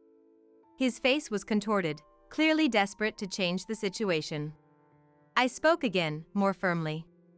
I can't have any hope for a future with you anymore. If you feel sorry, please proceed with the divorce. Saying that, I stood up, paid only for my coffee, and left. That night, Thomas unexpectedly showed up at our house. Hey, I know you're in there, open the door. When Thomas left to start our separation, he said he'd never return and left the keys, so naturally, he couldn't get in. However, at that moment, I was in the bathroom and didn't notice Thomas's arrival. It appeared that Margaret had responded instead, and when I noticed something was amiss and went to the front door, I saw the two of them. Margaret was home for the summer holidays, and had been staying with us since the funeral. What I saw was Thomas deeply apologizing and Margaret standing tall, looking down on him. What's going on? Thomas, what are you doing here? Thomas looked up, begging for forgiveness. Please, I'm begging you. Can you just lend me $10,000 as an advance on the property division? I thought he had come to apologize, but he was still asking for money. It became clear that Thomas didn't care about me or Margaret. Frustrated, I almost let my anger take over but managed to hold back. I wanted to yell and drive him away, but I knew running away wasn't an option anymore. For Margaret's sake, this separation needed to be resolved quickly. After taking a deep breath to calm myself, I said to Thomas, "That's irrelevant now. I already told you I wouldn't help you out with that. We handled my mother's funeral with my relatives, and you were not involved. Therefore, I don't see any need to care for a relative of yours I've never met." Thomas seemed to lose his words in response, as if he had nothing to say back. Thomas had always been hands-off with my family matters, whether it was hospitalization or funerals. Yet, now that he was in a bind, he wanted my help, which was far too convenient. Realizing that nothing he said would change my mind, Thomas turned to Margaret. Margaret, you tell Mom too. To you, a relative of your father is family too, right? Come on, please. You're kind-hearted, you'd feel bad knowing a family member is sick, right? Typically quiet, and when he did speak it was usually sarcastic, but in such moments, Thomas became talkative. And now, he was clinging to the daughter he tried to abandon for his mistress, having not even paid for her high school. I felt a headache coming on. I endured a lot for Margaret's sake, but maybe it would have been better to have divorced from the start and lived just the two of us. But it was too late for regrets now. I wondered what Margaret was thinking. Maybe she'd be moved by her father's words and try to persuade me. But as embarrassing as it was for me to have even considered that for a moment, Margaret responded with a resolute expression. "Who are you?" Both Thomas and I were stunned by her response. It wasn't rejection or comfort, but a denial of his very existence. Watching Margaret's composed face, I felt relieved. Impressed by the strength of my grown-up daughter, Margaret continued without looking at Thomas. "You said you're leaving the kid to Mom, right? So, you've essentially abandoned your parental rights. You're divorcing Mom and going with your mistress, aren't you?" It seemed Margaret had overheard my phone conversation with Thomas. I thought I had been discreet, but she must have had her own thoughts about her father not attending the funeral. To her, a man who was separated and unfaithful, saying he didn't need her, was nothing more than a stranger. She declared him an outsider. That left Thomas utterly devastated, frozen in place. Margaret sighed deeply and glared at him. After all the obstacles you've put in my path, don't try to act like a father now. To me, the only parent is Mom. I don't care about someone who didn't even show up for my beloved grandmother's funeral. Thomas stayed motionless for a while, but gradually seemed to grasp Margaret's words. Rising up with a furious look, he stared at Margaret. You ungrateful child! Do you know how much I've sacrificed for you? If you're going to say that, then pay back all the school fees I've paid up till middle school. How childish was he? Who demands repayment for raising their own child? It made me nauseous to think he was my husband. Thomas, about to say something more, stepped closer to us. Margaret, sensing fear, stepped back.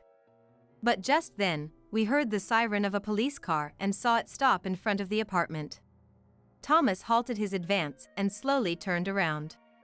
Outside, the people I faced were our neighbors, their expressions even more daunting than Thomas's. Caught up in the commotion with Thomas, I hadn't realized I left the front door open. The walls of the apartment are thin, and many people were home during the evening hours. A neighbor, having heard the ruckus, apparently called the police. When Thomas realized the police were there for him, he became visibly flustered, losing all his previous bravado. The officers stepped out of the patrol car and came straight to us to inquire about the situation. Our neighbors had reported Thomas as a suspicious person. I've always had a good relationship with my neighbors. And when I mentioned my mother's funeral, they even said, "Please let us pay our respects." So they attended, and noticing that Thomas was absent, I had candidly explained. Remembering how they had unanimously condemned Thomas's absence and behavior recently, it was no surprise they called the police when they heard him causing a scene.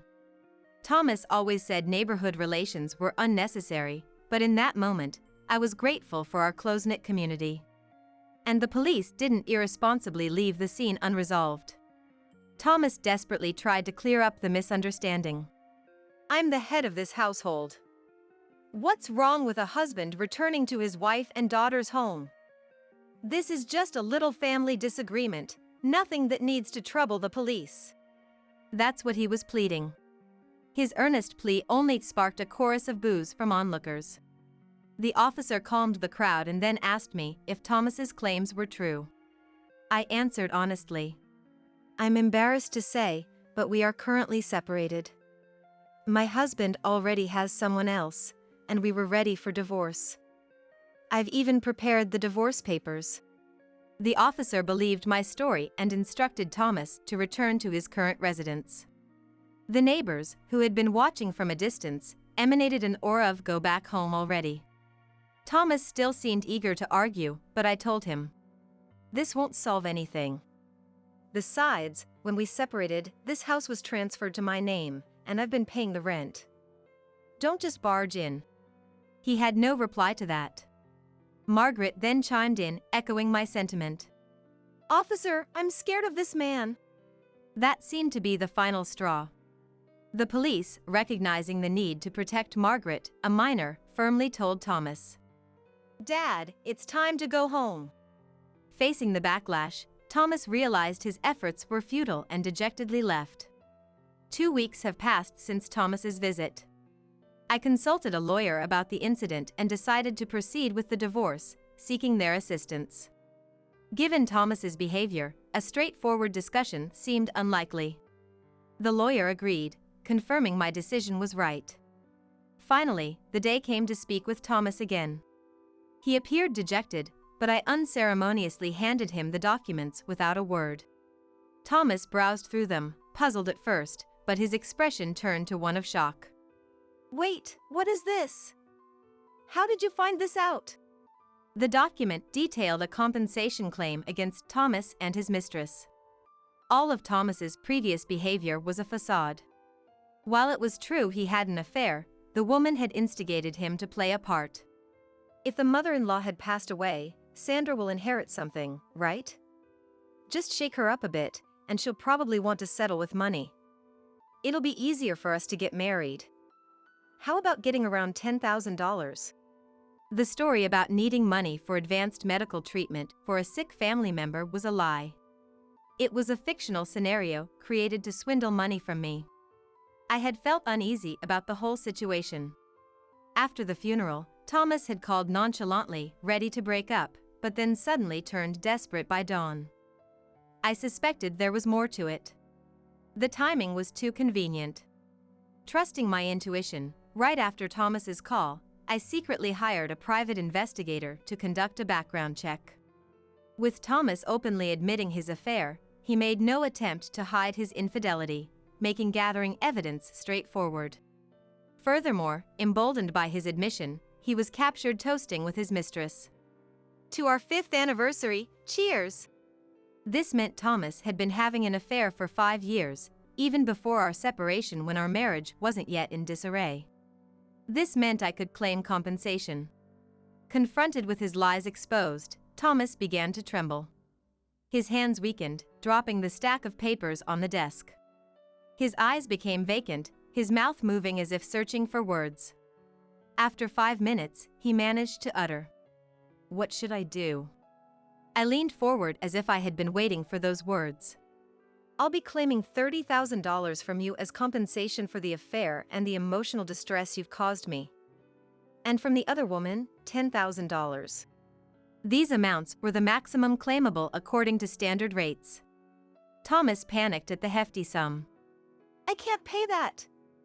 I mean, if I do, it will ruin my life. His excuses were expected. So, I presented an alternative. Then let's settle it with compensation in the form of property division. But child support is a separate matter. You'll pay for all of Margaret's expenses, including her high school and future college fees. Faced with Thomas's refusal, I pressed on. If you default, I'll go to court for enforcement. Your employer will be notified, and the amount will be deducted from your salary. Faced with this reality, Thomas reluctantly signed the documents my lawyer had prepared. This marked the end of our long battle. Afterwards, Thomas and I officially divorced, and the financial matters were settled through compensatory property division. Thomas had nearly no savings due to funding his mistress. So in the end, I was only able to protect the savings I had diligently amassed. Naturally, Thomas ended up with nothing from the divorce, a significant blow to him. Concerned about his employer finding out, he has been diligently paying child support every month. Margaret, as if to spite him, studied hard and got accepted into a prestigious private university. I can only imagine the look on Thomas's face when he received the bill for her tuition. His mistress, shortly after paying me the compensation, was arrested and convicted on charges of marriage fraud. It turns out she had other partners besides Thomas, promising marriage to each of them. Thomas really lacked judgment. Thomas, having lost his family, money, and mistress, and as well as his relationships with relatives and friends, would not have ventured into an affair if he had known it would lead to such despair. He lacked such foresight. Now, he leads a lonely life of just working and going home, paying child support every month. Apparently, his colleagues and neighbors knew about his situation, and he faces their cold stares, living in misery. Never underestimate the power of rural gossip network. Thomas learned this the hard way. Meanwhile, I returned home to support my dad, leading a peaceful life. One day, as my daughter was nearing her college graduation, she brought home a young man who seemed very pleasant. He's my boyfriend. Dad, moved to tears at the prospect of Margaret's marriage, and I finally felt a sense of relief. Months later, as I helped Margaret with her veil on her wedding day, she said to me with tears in her eyes, "Mom, thank you for raising me. I promise I'll live a happy life." Attending my beloved daughter Margaret's wedding filled me with joy. Having parted ways with a terrible husband and seeing Margaret in her wedding dress was more than enough to fill my heart. I decided to cherish every minute and second for the rest of my life. Here, this is for you, Mom. Emma said so, but then in the next moment, she flipped the stew onto the floor. What? It was the first time my son, Michael's family had come over to our house. I was preparing dinner with Stella, my daughter-in-law, and Emma, my 3-year-old granddaughter. But then Emma, instead of placing the stew at Stella's seat, deliberately spilled it on the floor. It wasn't because she tripped or slipped. She clearly did it on purpose. Wasting food like that. Why would you do something like this? I couldn't help but scold Emma harshly. Because I thought it was easier for Mom to eat. Startled by being scolded, Emma said, crying and shaken. Easier to eat? I couldn't believe Emma's words and unconsciously repeated them. Mom always eats on the floor. What do you mean? Sobbing, Emma tried to explain. Hearing Emma's surreal words, I looked at Stella to question her. Seeing Stella with a pale face and her shoulders shrunken, I felt she was hiding something. Good morning. Today, as always, while looking at the portrait of my deceased husband, I greeted. I have been living alone since my husband Ian passed away a few years ago. The expression on Ian's face in the portrait is grumpy, with a deep furrow between his brows. Thinking back, I hardly ever saw him smile during his lifetime. Our marriage was arranged, and from the beginning, we were careful with each other. We barely spoke, each of us strictly keeping to our roles. A happy marriage seemed far from achievable, and we never went out together even on holidays. At that time, I didn't have friends to call my own, and of course, it was a time when there were no mobile phones, so I came to think that's just what marriage was. Ian would lock himself in his room or go out alone on weekends, coming back late at night. And sometimes we wouldn't even talk at home, always an icy atmosphere prevailing. Yet, my in-laws were persistent in wanting to see a grandchild. Suspecting illness due to the lack of childbirth news, they urged me to go to the hospital repeatedly. Ian, for his part, seemed annoyed being nagged, shared the bedroom with me just for one night. Luckily, I became pregnant and decided to pour all my love into raising the child. Ian showed no interest even as my belly grew, mercilessly assigning me household chores even when I was immobilized by morning sickness and wasn't even there for the birth of our child. When I was too exhausted and asked Ian for help, he dismissed me by saying he was busy. However, when our son Michael was born, Ian changed as if he were a different person and actively involved himself in parenting. For the first time, Ian suggested we go shopping together with Michael. What kind of picture books should we read to Michael? I couldn't hide my joy and spoke to Ian more than usual. Wouldn't this outfit look nice on him? Contrary to my excitement, Ian still had an angry look. He hardly responded and dismissed all my choices with a sigh and told me that he would decide everything. I wanted us to cooperate in parenting, but Ian rejected everything I tried to do or say. Only a man can understand what a boy needs. And eventually, even when feeding Michael, he said he wanted to focus on the meal, so he moved to a separate room. Ian was quite strict about everything from how to hold a fork and a knife and to the order of eating.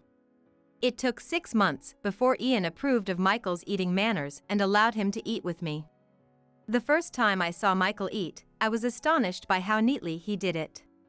He never complained or showed weakness, focusing solely on his studies and not playing with friends. Michael, well done. Why don't you take a break sometimes?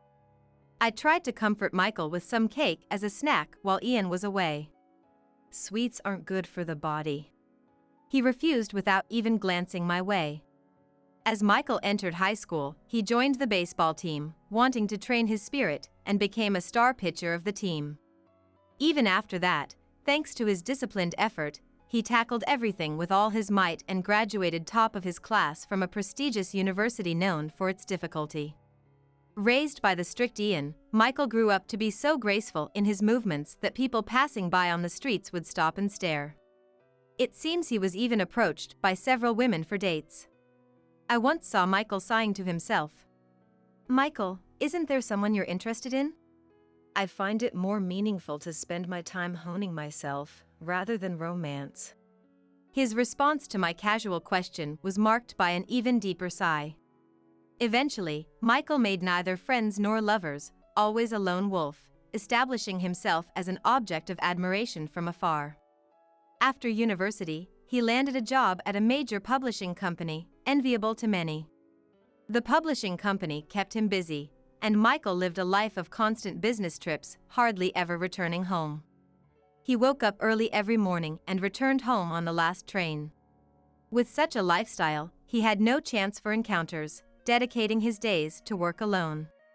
Even the formidable Ian would be asleep by the time Michael came home, so I secretly prepared snacks for him. A man's body is his capital.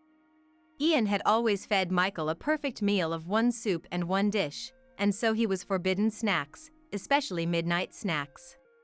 However, no matter how balanced the diet, it was clear that the hard-working Michael was gradually losing weight due to insufficient nutrition.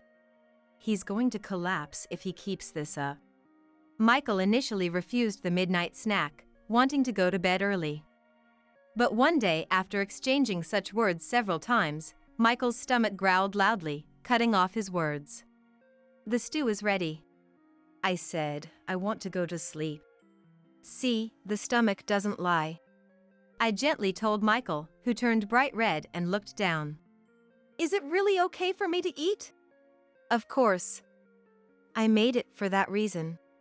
Thank you." With a slightly trembling voice, Michael carefully brought the spoon to his mouth. Then, with his spoon in his mouth, Michael froze. "Michael, what's wrong?" "It's delicious." It seemed the taste was shockingly good for Michael. He devoured the steaming stew, even asking for seconds. After finishing 3 plates, Michael showed a smile I had never seen before. "Ah, this is the best feeling. I didn't know there was something this delicious. You've worked hard every day. I'll prepare a snack for you tomorrow night too." From that day on, Michael began to eat the midnight snacks I prepared with curiosity. Thanks to that, Michael's weight returned to normal, unbeknownst to Ian. The time for midnight snacks, the only time Michael and I spent together, became the time I also looked forward to as well. "Mom, what's for tonight's snack?" "Tonight, it's ramen." "Ramen? I've been wanting to try that." For Michael, who had never eaten out, the midnight snacks I made were all first-time experiences. Every time, Michael would light up like a child and eagerly eat up the meal. And so, seeing Michael off to work in the morning as usual became part of my daily routine. Michael, having regained his health, made significant progress at work, becoming regarded as the star in the company. This led to a series of invitations from women, it seems. Seeing this, Ian, perhaps unable to stand it, recommended an arranged marriage, and quickly, the discussions concluded, and Michael ended up getting married without any prior dating experience. Michael married Stella, a woman who worked as a secretary to the president of a famous company. Though she was of a quiet demeanor, she appeared to be a polite, serious person. "I am inexperienced, so I ask for your kindness." At our first meeting during the introduction, Stella greeted us politely, a rarity these days. "I will do my best to be a good wife and support Michael." Stella smiled softly, narrowing her beautiful eyes, and I thought she looked as beautiful as a blossoming flower. "We're going to be family, so don't hesitate to rely on us for anything." Happy as if I had gained a daughter, I exchanged contact information with Stella and told her so. Stella, coming from a family that lived a bit far away, nodded happily to my words. "Thank you very much. It's very reassuring." Then, the newlyweds moved to the neighboring town. Anticipating they might have a lot of unfamiliar things to deal with in their new life, I decided to frequently send messages via mobile phone.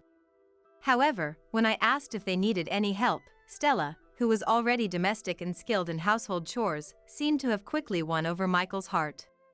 It appeared Michael often had to go on business trips due to work, but they seemed to get along well, going shopping together on holidays.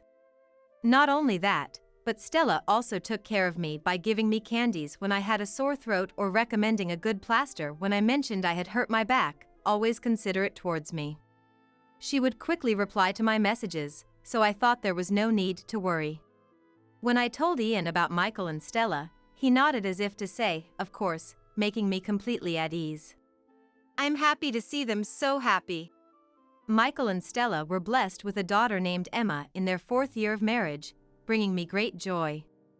and I think even Ian softened a bit. However, life doesn't always continue happily. Before Emma turned 2, my Ian suddenly collapsed. Ian, who had lived a life rarely seen smiling, seemed to have been unknowingly harboring stress. By the time he was advised to be hospitalized, it was too late, and cancer had spread throughout his body. And so, Ian passed away, leaving us behind. After the funeral, as I started living alone, messages from Stella, which used to come frequently, gradually became scarce. Even when I offered to help with childcare, I was gently refused, not wanting me to go through the trouble. It started after Ian's funeral. Stella suddenly began acting strangely, and when I inquired about Emma or their life, her responses were curt, and sometimes there was no reply at all. She wouldn't answer phone calls, and I worried every day. Feeling the distance between Stella, Emma, and myself, time passed, and before I knew it, Emma was 3. Thinking at least for Emma's 3rd birthday, I decided to send a message about having a meal at my house. Happy 3rd birthday to Emma. Have you gotten used to parenting? Yes, thank you. It's been a while since we've seen each other. How about a meal at my place? No, thank you. Stella's cold reply made me sigh. I haven't had much to look forward to since I became alone. I want to celebrate my first grandchild's 3rd birthday. After sending such a message, perhaps my feelings got through, as she curtly replied, "All right, we'll go." I had doubts about Stella's sudden consent, but the joy of meeting Emma soon dispelled them. And finally, the day of the family meal arrived. "Stella, it's been a while." I greeted Stella and her somewhat tense family with a smile. "Sierra, it's been a while. Thank you for inviting us today." Wondering if they were nervous after such a long time, I let them into my house. Come on, Emma, say hello to Grandma. Emma, who had been shyly hiding behind Stella, came forward quietly when encouraged and bowed politely. "Grandma, hello." Contrary to Stella's uneasy and somber demeanor, Emma greeted me with a bright smile. "Emma, hello. I made stew today, let's eat together." Yay! I love stew. It was the first time I had seen Emma since she was just a baby. I was worried she might be shy, but Emma's cheerful and innocent demeanor lifted some of my anxiety. However, Stella, hunched over and unusually vigilant, was not the Stella I knew. She used to be considerate and attentive to her surroundings. While I was concerned about Stella, I decided to wait and see, understanding she might have things she didn't want to talk about. Where's Michael? Stella, looking unsettled, scanned the inside of the house. Oh, Michael will be coming directly from his business trip, so he'll be late. I received a message. Stella, you didn't know? That's right. I'm sorry, I might have missed the message.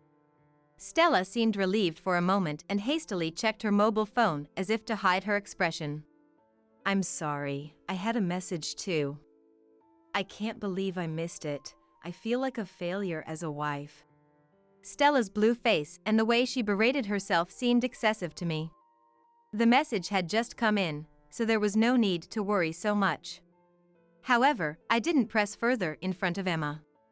It's not your fault, it's okay. Sit down, and I'll reheat the stew. Sorry. Her voice was so low I had to ask again. Stella, did you say something? Nothing, it's nothing. Stella seemed even more withdrawn, making me feel she was hiding something from me. It was just a hunch, but these intuitions often prove correct. I'll help you carry it. Emma ran over with an innocent smile, cutting through the tense atmosphere. Oh, thank you. But stay back from the stove, it's dangerous. Emma's offer to help was impressively mature for a 3-year-old. Stella, meanwhile, sat down hesitantly and stared solemnly at her spoon. Here you go, be careful, it's hot. Okay. Emma energetically took her plate and slowly walked over to Stella. And then, Here, this is for you, Mom.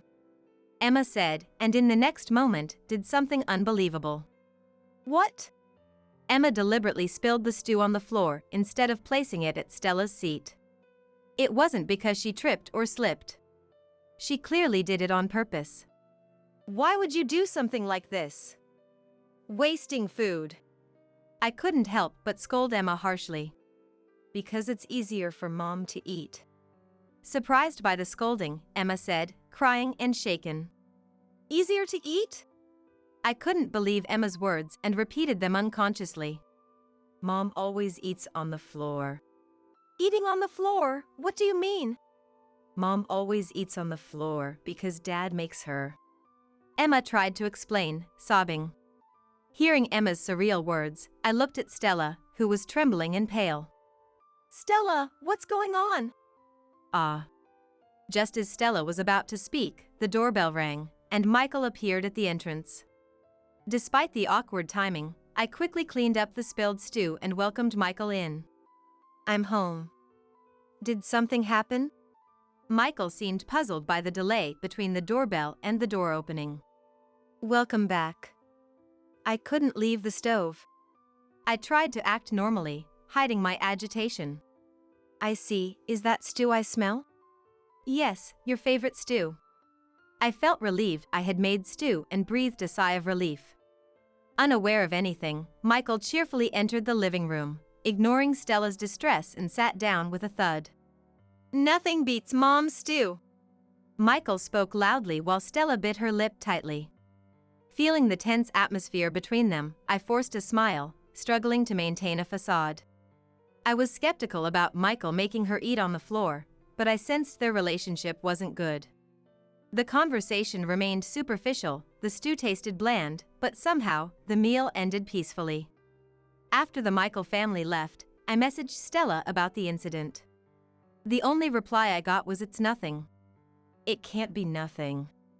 I murmured quietly to the mobile phone screen, reflecting on our interactions. Stella's messages have been cold lately.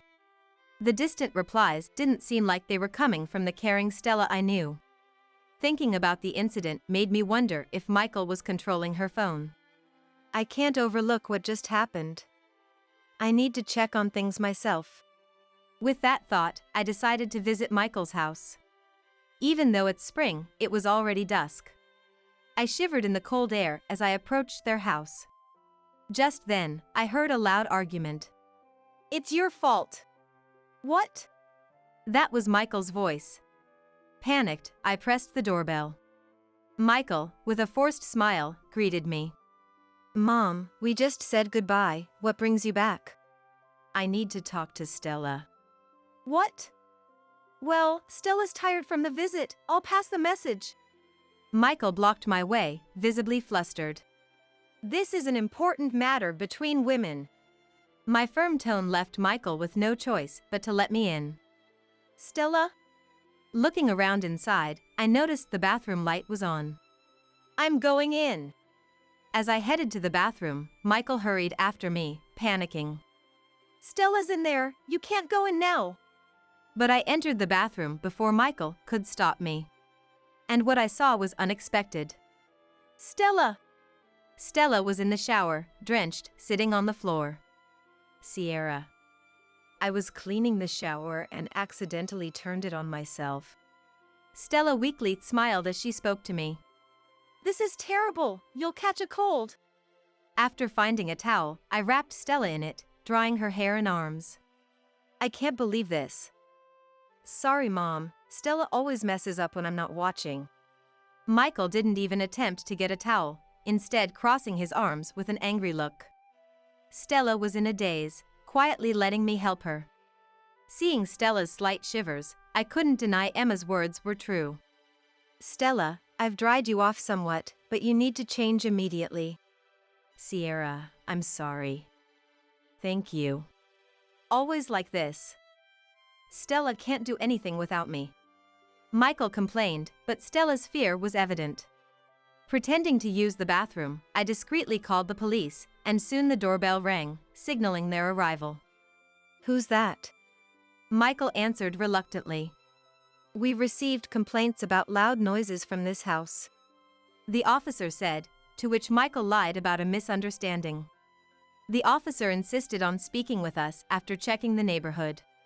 Today's a bad day. Scratching his head, Michael opened the door. 3 officers entered swiftly, one securing Stella and Emma while the others restrained Michael. What? Michael resisted desperately, but the officers were unfazed. What the hell? What did I do? He knew he couldn't fight off the police, but he still tried to make himself loose. To that the police said in a low voice, "If you don't calm down, you're obstructing the execution of our duties." Michael turned pale and suddenly became quiet. Meanwhile, Stella, overwhelmed by the sudden events, saw the subdued Michael and burst into tears. Looking at me and the officers, she spoke quietly. "I can't take it anymore." Stella revealed her pent-up frustrations. "As soon as we got married, he submitted my resignation without my consent. I protested to the CEO, but no one believed me." Rumors had spread that Stella complained about her low salary and was unhappy with the CEO, none of which were true. Ultimately, her resignation was accepted despite her objections.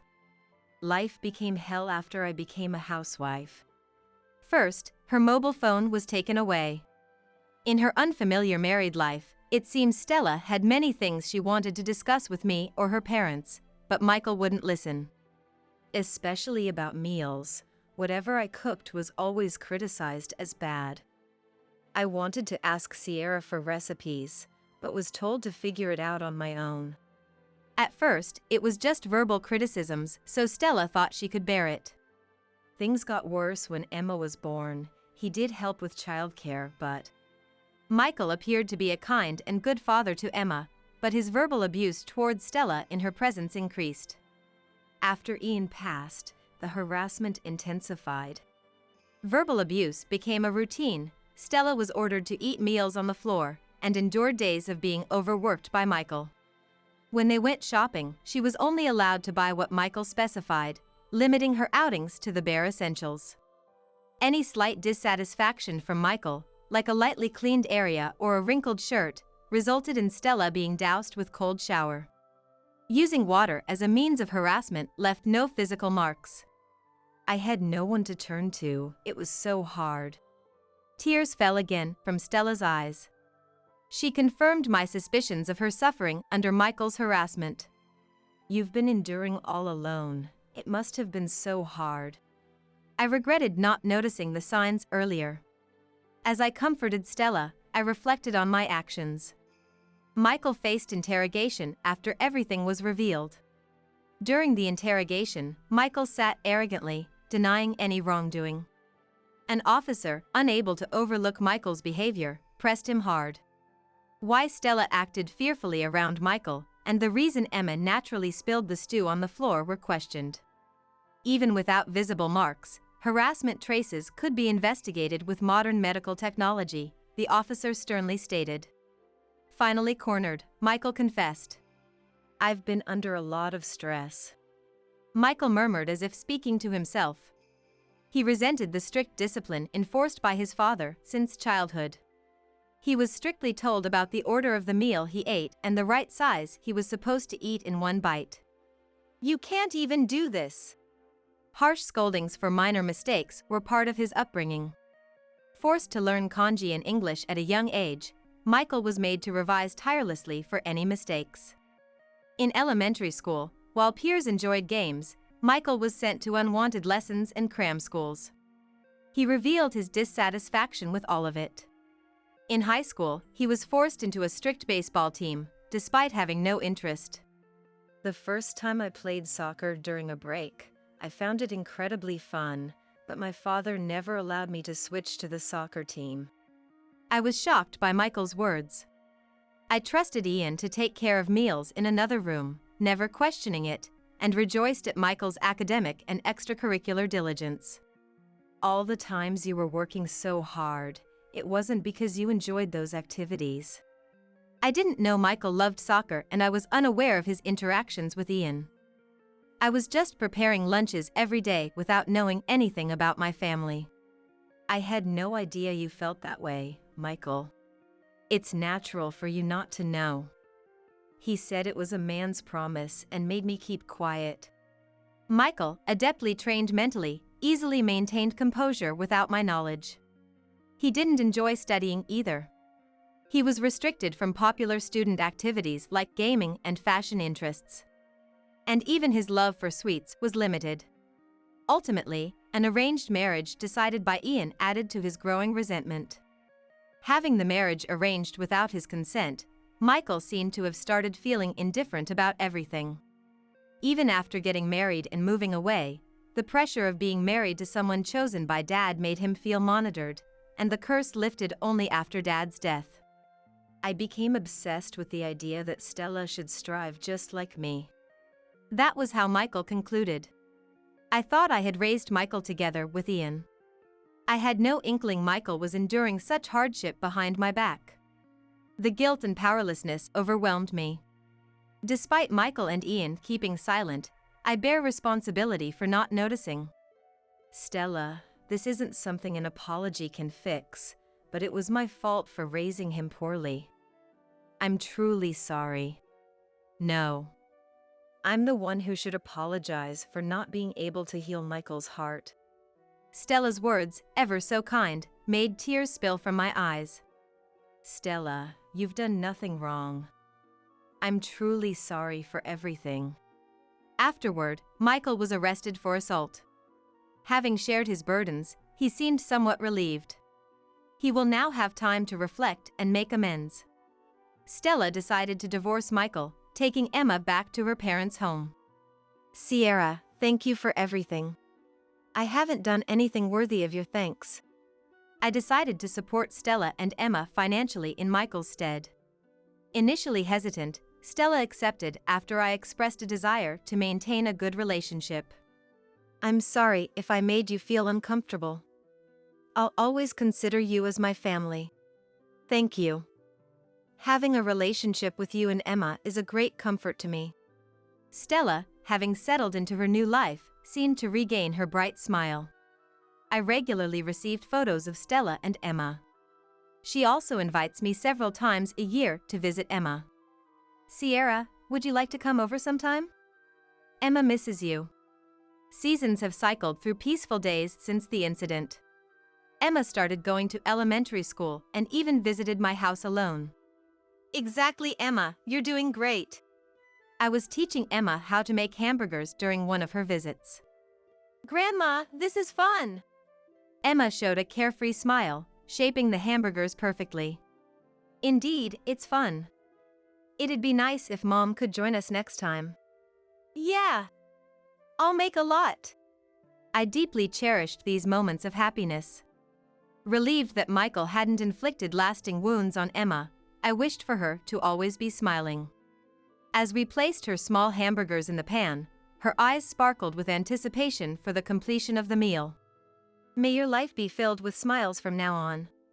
I whispered, as if making a vow. You're nothing but a useless parasite. Get out of your parents' house now. As I was moving down the hallway in my wheelchair, I was suddenly confronted by my brother's wife, Angela. Thinking it was just her usual harassment, I pretended not to hear. But then, she stood in front of me, blocking my way. Next thing I knew, I felt like I was floating, followed by a jolt of pain. Ouch! Angela had suddenly pushed me and my wheelchair to the floor. I felt a sharp pain in my arm and ended up crawling on the floor. Then, with a pleased smile, she kicked my wheelchair out of my reach. Why are you doing this to me? You're in the way. I'm not giving back your wheelchair until you agree to leave your parents' house. Angela always looked down on me, treating me horribly without remorse. At that moment, I realized I could never understand her and decided to leave the house I had grown up in. Now this big house and all its wealth are mine. Angela's face lit up with a devilish grin, delighted by the situation. At that moment, I vowed revenge against the truly terrifying Angela, who seemed willing to do anything for her own desires. I am Margaret, 33 years old. 3 years ago, on a rainy day, I fell down the stairs at the station. The fall caused a spinal injury, leaving me paraplegic, dependent on my wheelchair. When I first realized I couldn't move my legs, I cried tears of frustration. But now, I've accepted my reality and have adapted to work from home, doing what I can. I've always lived in my parents' house, which was remodeled 2 years ago to be wheelchair accessible. Being self-conscious, I mostly stay indoors. In my family home, I also live with my brother Kevin and his wife Angela, who married a year ago. Angela, my brother's wife, is 3 years older than me. I was initially excited to have Angela like a real sister, but that was a big mistake. The day Angela moved in, after unpacking, she smiled at me sweetly and asked in a gentle voice, "Now that we're living together, I'd love to have a heart-to-heart in your room to get along better, Margaret." "I'd love that. I really want to be friends with you, Angela."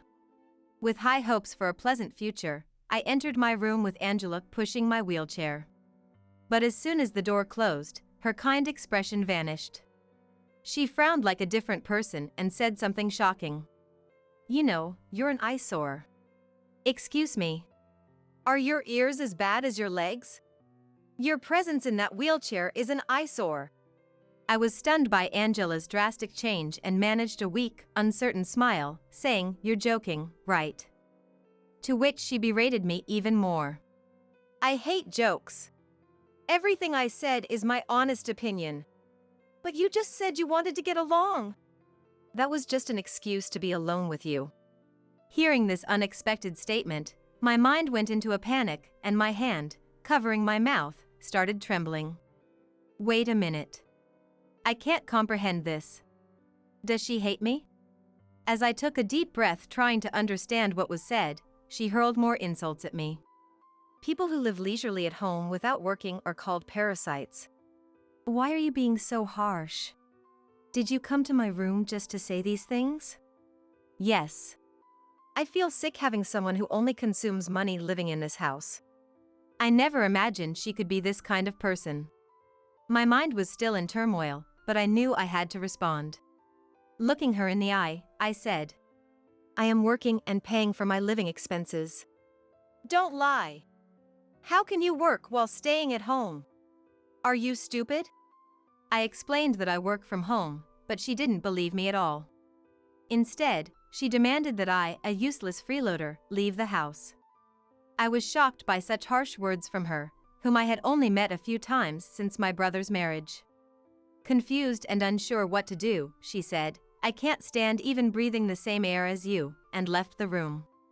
Alone, I kept replaying her words in my head.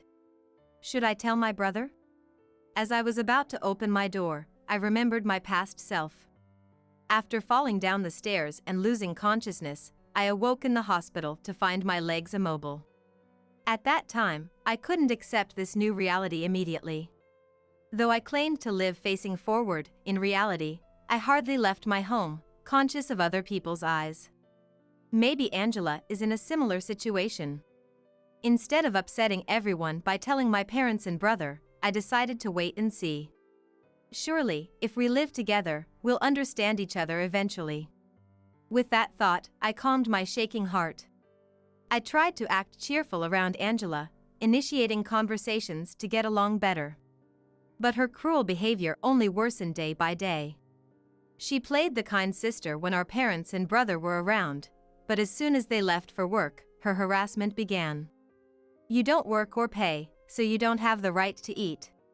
One day, she threw away my lunch as soon as I sat down at the dining table. "I've told you before, I do work, and I contribute to the food expenses. I have the right to eat. If you lie too much, your nose will grow like Pinocchio's." No matter how much I explained, Angela wouldn't listen. She insulted me and intentionally blocked my room door with objects to trap me inside. Unable to endure anymore, I told my parents and brother when they returned from work. I started talking when Angira is around, making sure she couldn't deny it. "I'm having trouble because Angela threw away my food and trapped me in my room." "That's not true.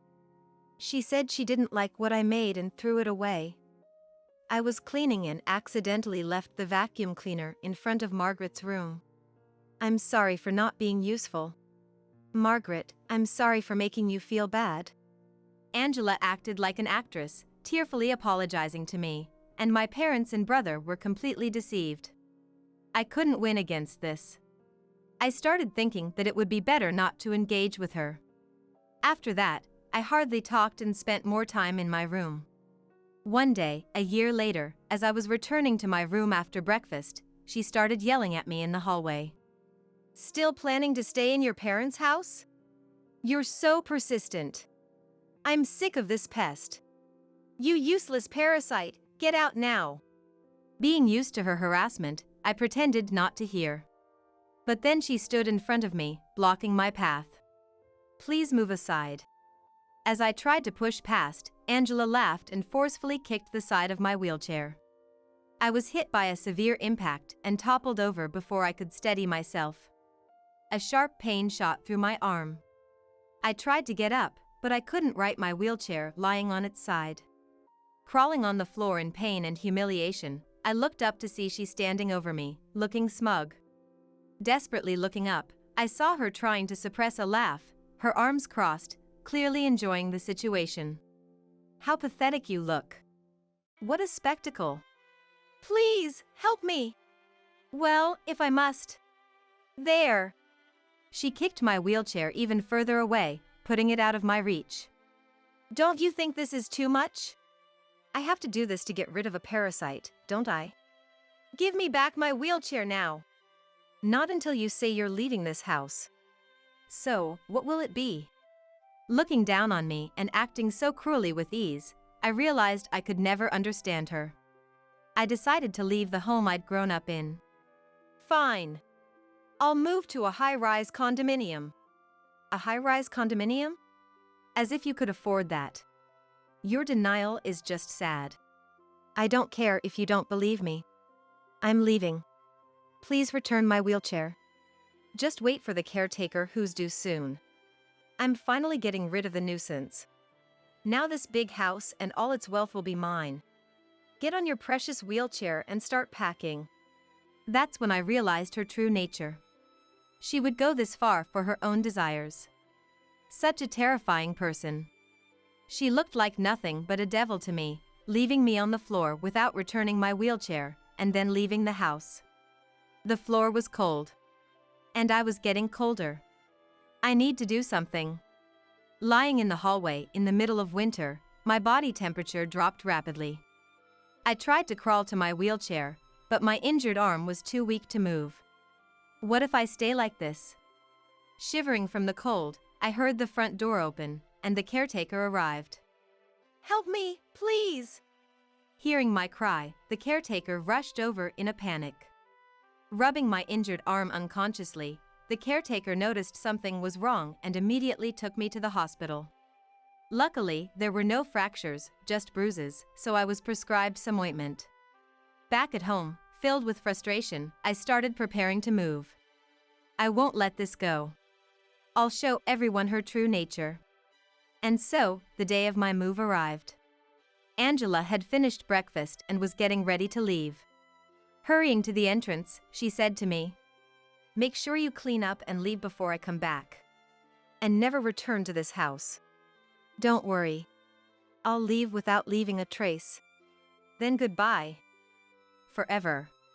She left in unusually high spirits, her voice lively. I wonder what face she'd make if she knew the tragedy about to befall her. Get ready, my plan is almost complete. Despite saying this, it was hard to leave my cherished home. I said my farewells, touching the pillars and walls for the last time. Goodbye, my dear home. Thank you for everything. As the moving truck drove away, I watched the house disappear from view with a sense of longing. And true to my word to Angela, I moved into the top floor of a high-rise condominium. Watching the outside view, evening came before I knew it. The setting sun peeked through the buildings, illuminating my face. So beautiful. I can see this every day from now. Despite everything, I was filled with hope for my new life when my mobile phone rang. Seeing Angela's name on the screen, I calmly answered the call. What's going on? The house is empty. I've moved out, as you can see. I'm busy, so I'm hanging up now. Wait. Who gave you permission to do this? There's no TV, no air conditioner. I bought everything in the house, so no permission was needed. What? Don't be ridiculous. Return everything. I won't give back what's mine. By the way, I paid for the house's renovation and utilities. I should be asking you for money. What? You're kidding, right? I'm serious, as you hate jokes. And yes, I moved to a high-rise condominium. The view from the top floor is amazing. I took the opportunity to tell her the truth she never listened to. Did you realize you were bullying someone who provided you food and shelter?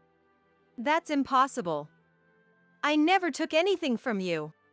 How did a homebody like you make money? I'm a stock trader. That's a transparent lie. I worked for the securities company before my accident. Trading stocks is easy for me. I have $3 million in savings now. Wait. Are you saying you, not your parents, are the wealthy one? Yes. I let my parents and Kevin save their earnings for retirement. What? I married into the family thinking they were rich. Angela's true intentions spilled out. I knew it but had to ask, and she confirmed my suspicions. Didn't you love Kevin? Love doesn't fill the stomach. I thought you were rich after seeing the big house. I was so fooled. You misunderstood on your own.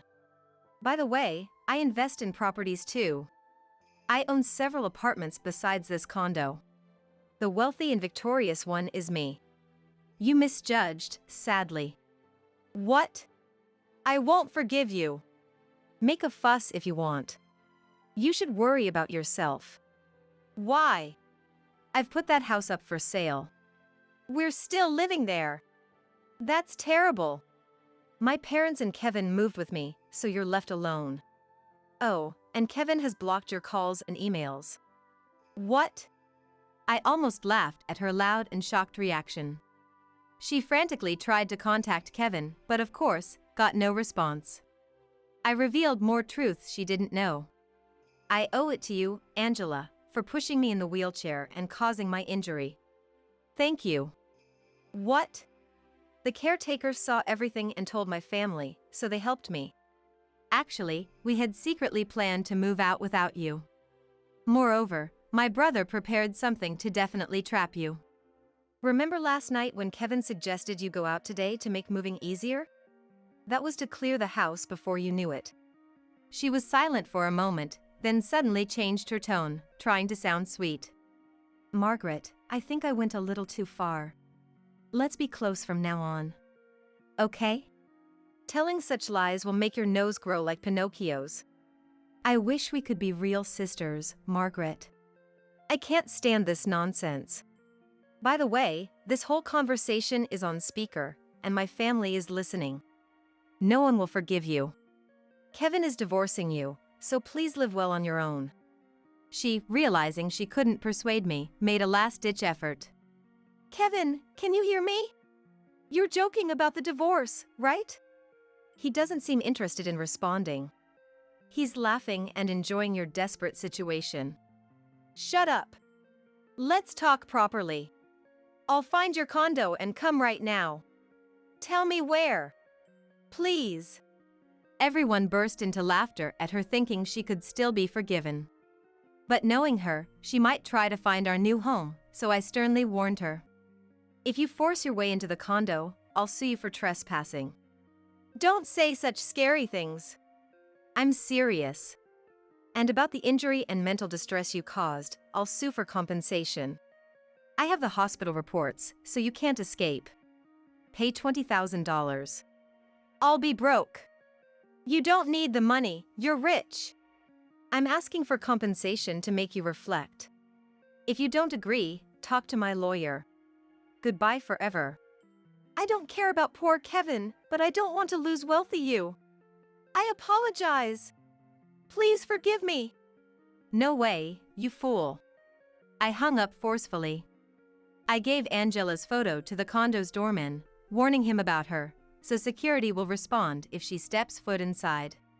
My brother, not wanting to see Angela's face anymore, had a lawyer I know finalize the divorce. Angela, who squandered my brother's earnings, only got $2,000 in the property settlement. She was living in the house we put up for sale, but the real estate buyer found her and she was fined for trespassing. Angela, now a criminal, is shunned even by her family and is lost without a home. I demanded the promised $20,000 in compensation. We will make sure she pays. Our family is living spaciously in a new high-rise condo, enjoying every day. Although I liked my big detached house, the view from the expansive windows, unobstructed by my wheelchair, is refreshing. The city lights at night bring a new joy.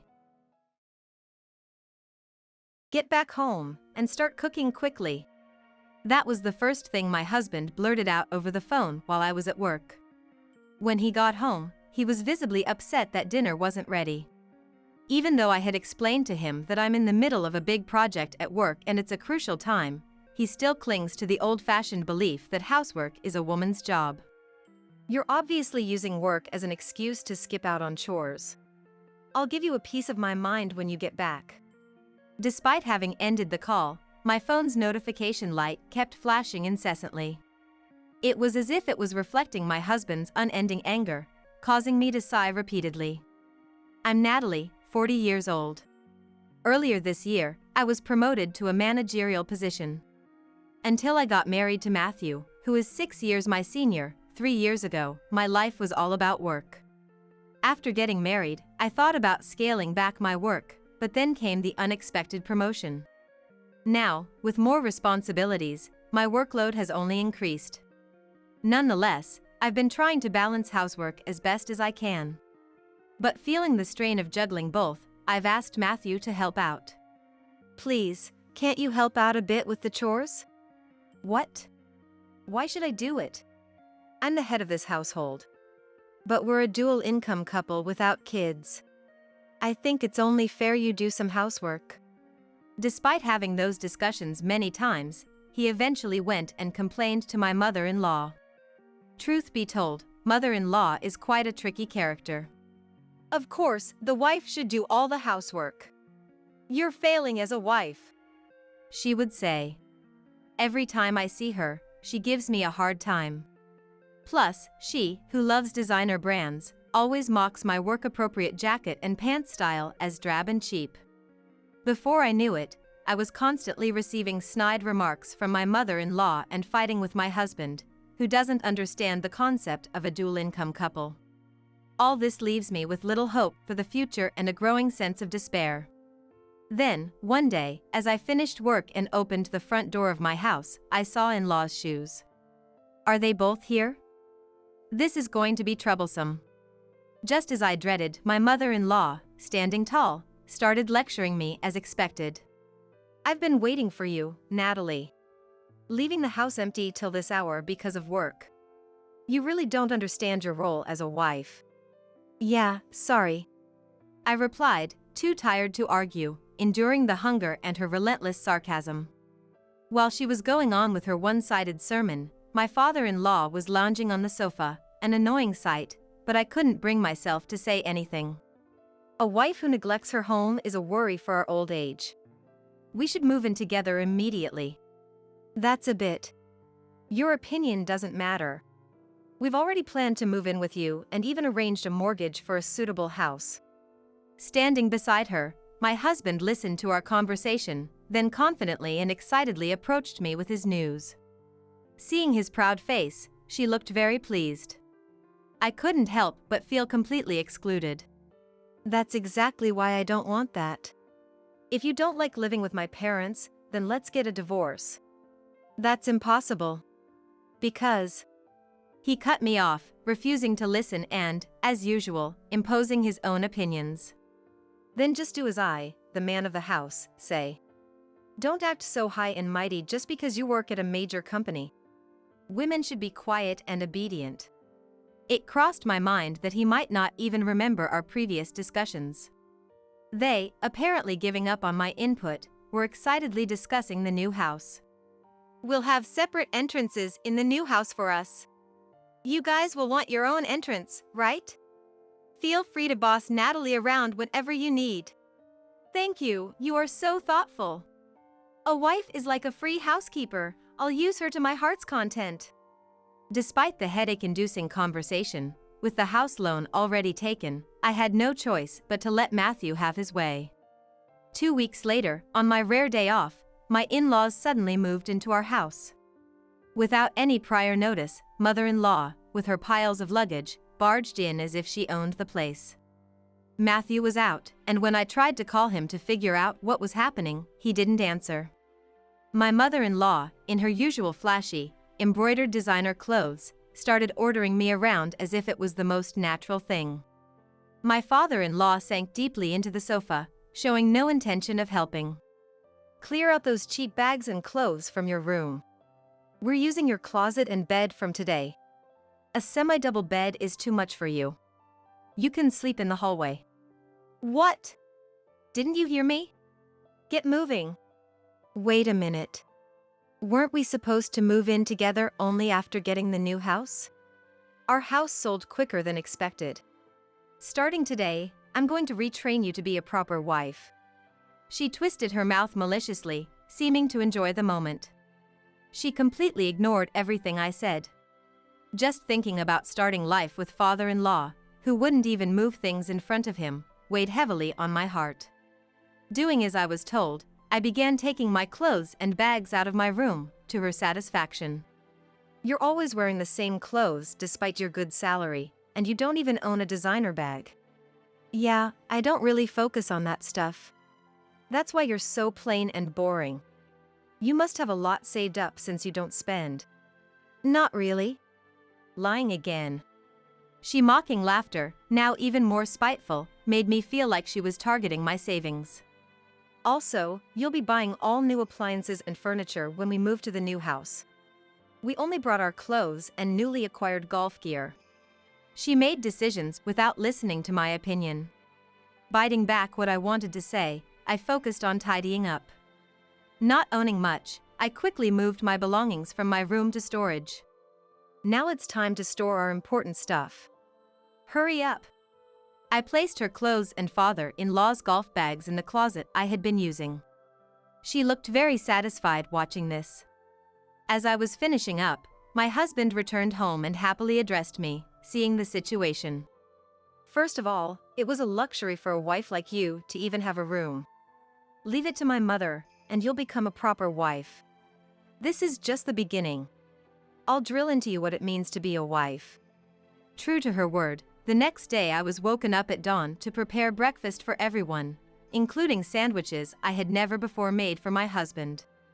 My mother-in-law just watched, offering no help. After completing everything and heading to work, she would call to order me to do shopping, and upon returning home, there was no rest, only dinner preparation. By the time I finished washing the dishes, my husband and mother-in-law were enjoying their shower time. Exhausted, as I headed to shower, she added, "Use the stored water in the bathtub to wash yourself. You don't get the luxury of a shower." Entering the shower room silently, I found the water dirty and unappealing. "Remember, use the stored water." I was shocked when the shower door suddenly opened. All I wanted was some privacy in the shower, but she wouldn't even allow me that. Why must I endure this when I'm the one paying the high heating bill? I'm so tired. Why are wives always looked down upon, regardless of the era? I could just refuse, but to avoid further conflicts, I told myself it was just temporary endurance. Of course, my husband showed no concern for me. In fact, he started exploiting me more. "Hey Natalie, bring me beer and snacks." Lately, he just lounged on the sofa, playing games. Angered, I glared at him, and he yelled back, "Don't get cocky. You just need to listen to me and my mother." I felt strongly that there was no one on my side in this house. A month into this hellish life, reaching my limit, I got a call from a real estate agent during lunch break. I had been secretly preparing to leave the house. Finally, the day I've been waiting for. I can be free. The next morning, with an innocent expression, I carried my suitcase to the living room where they were. "I'll be on a business trip to Los Angeles for a few days." What an arrogant way to say it. Make sure to buy gifts. Don't forget there's a mountain of housework waiting when you get back. And so, I left the house. The business trip was a lie. I moved into my new house straight after work.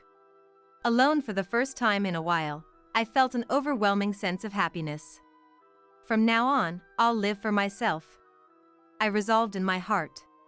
Starting that day, I blocked my husband's calls and cut off all communication. A week later, my husband, unable to hide his irritation at my not returning home, was lurking behind a pillar at my workplace. As soon as he saw me, he rushed over and grabbed my arm tightly. His eyes were wild, his face flushed, glaring at me threateningly. I knew it. You were back from your trip already. Let's go home. No, I'm not going back. What nonsense are you spouting? How dare you, a wife, act like this? Do you want a divorce that badly? Yes. No one will take you in after me. Actually, we're already divorced, so we're strangers now. You haven't forgotten, have you? Huh? You slapped a divorce paper in my face 3 months ago after a huge fight. What? Did you file it? His voice trembled as he asked for confirmation. When I affirmed, he was visibly shocked and disoriented. In fact, before my in-laws arrived, he had suggested living together. I naturally refused, and in anger, he presented the divorce papers. I made good use of them. But just recently, when I said if you didn't like living together we should divorce, you said that's impossible. We're already divorced. It's ridiculous to live together when we're separated, isn't it? Then why were you living with us? I bought a new apartment but couldn't move in immediately. I was told it would take 1 to 2 months, and after spending much of my savings on the apartment, I couldn't afford a hotel. He was stunned, not only that the divorce was already final, but also that I had purchased an apartment. His previously flushed face turned pale. Now that you understand, are we done here? Not at all. That's joint property, right? I bought it with money I saved before marriage, so it's my personal property. Seriously? Oh, right. Your stuff is still there, come get it. You're just saying that to get your parents to persuade me. I've seen through all your plans. I've packed everything I need in my suitcase. I've even reserved luxury furniture from famous brands. For a moment, he looked envious. Had he cherished me, this wouldn't have been the outcome. Such a pity. I don't accept this. I'm canceling the divorce. As I said, you're the one who slapped the divorce papers on me. Even if you take it to court, it'll be a waste of effort. Look, I'm in trouble without you. I can't pay off the mortgage for the house we bought together. I was counting on splitting it with you since you earn more. Then he started to cry. I was astonished to hear he relied on my salary to buy the house. Doing the math, at 45 years old, Matthew took out a 35-year mortgage. He'd be 80 by the time it's paid off. It's none of my concern now. You'll have to pay it all yourself. No, no, no. Don't be cold, help me find a solution. We were married once, after all. Your parents have the money from selling their house. Use that. Well, actually, they didn't sell the house. It was auctioned off due to my parents defaulting on the loan. What did they spend the money on? Designer clothes, bags, and Dad's expensive golf gear. I was shocked. They really intended to live off me. The day they moved in, my suspicion that they were after my money wasn't unfounded. I'm glad I divorced. I felt reassured about my decision. Despite their precarious situation, they gambled, hoping for a big win. They ended up borrowing dangerously and lost everything. Now, just paying the interest is a struggle. I refuse to spend my life with such people. Never contact me again. Then my ex-husband blurted out something ridiculous. The house we bought is joint property since we bought it before the divorce. What? You have a duty to pay the mortgage. It's in your name. If it's recently bought, selling it won't even cover the deficit. If you think I'm lying, check it out. Then let's get back together. I have no intention of returning to a husband who looks down on me as a wife. What nonsense he was speaking. He didn't understand how awful his actions were. Then lend me money. Sleep talking is meant to happen while you are sleeping. By the way, our joint savings had $10,000, so I took $5,000 as my share. Goodbye forever. If you ambush me again, I'll call the police. Matthew collapsed as if knocked out. I walked past him and returned to my home. Feeding their extravagant parents and paying the mortgage must be hellish. I didn't expect to be ambushed again, but just to be safe, I changed to a new mobile phone and got a different number. The house my ex-husband bought, intended for co-living, was auctioned off within a year due to my in-laws' presence causing delays in mortgage and property tax payments. Relying on my income for the new house, it was obviously difficult for them to make payments once I left. Later, my in-laws created more debt for themselves and failed to repay it, leading to debt collectors' arrival. I heard they were forced into labor at a place arranged by the collectors, having to give up their cherished designer items and luxury golf clubs. Matthew, of course, with no money, ended up living in an old apartment with dubious stains on the floor and no shower. In such a state, it's unlikely he'll find a new wife. I'm enjoying my days, excited about life in my new apartment.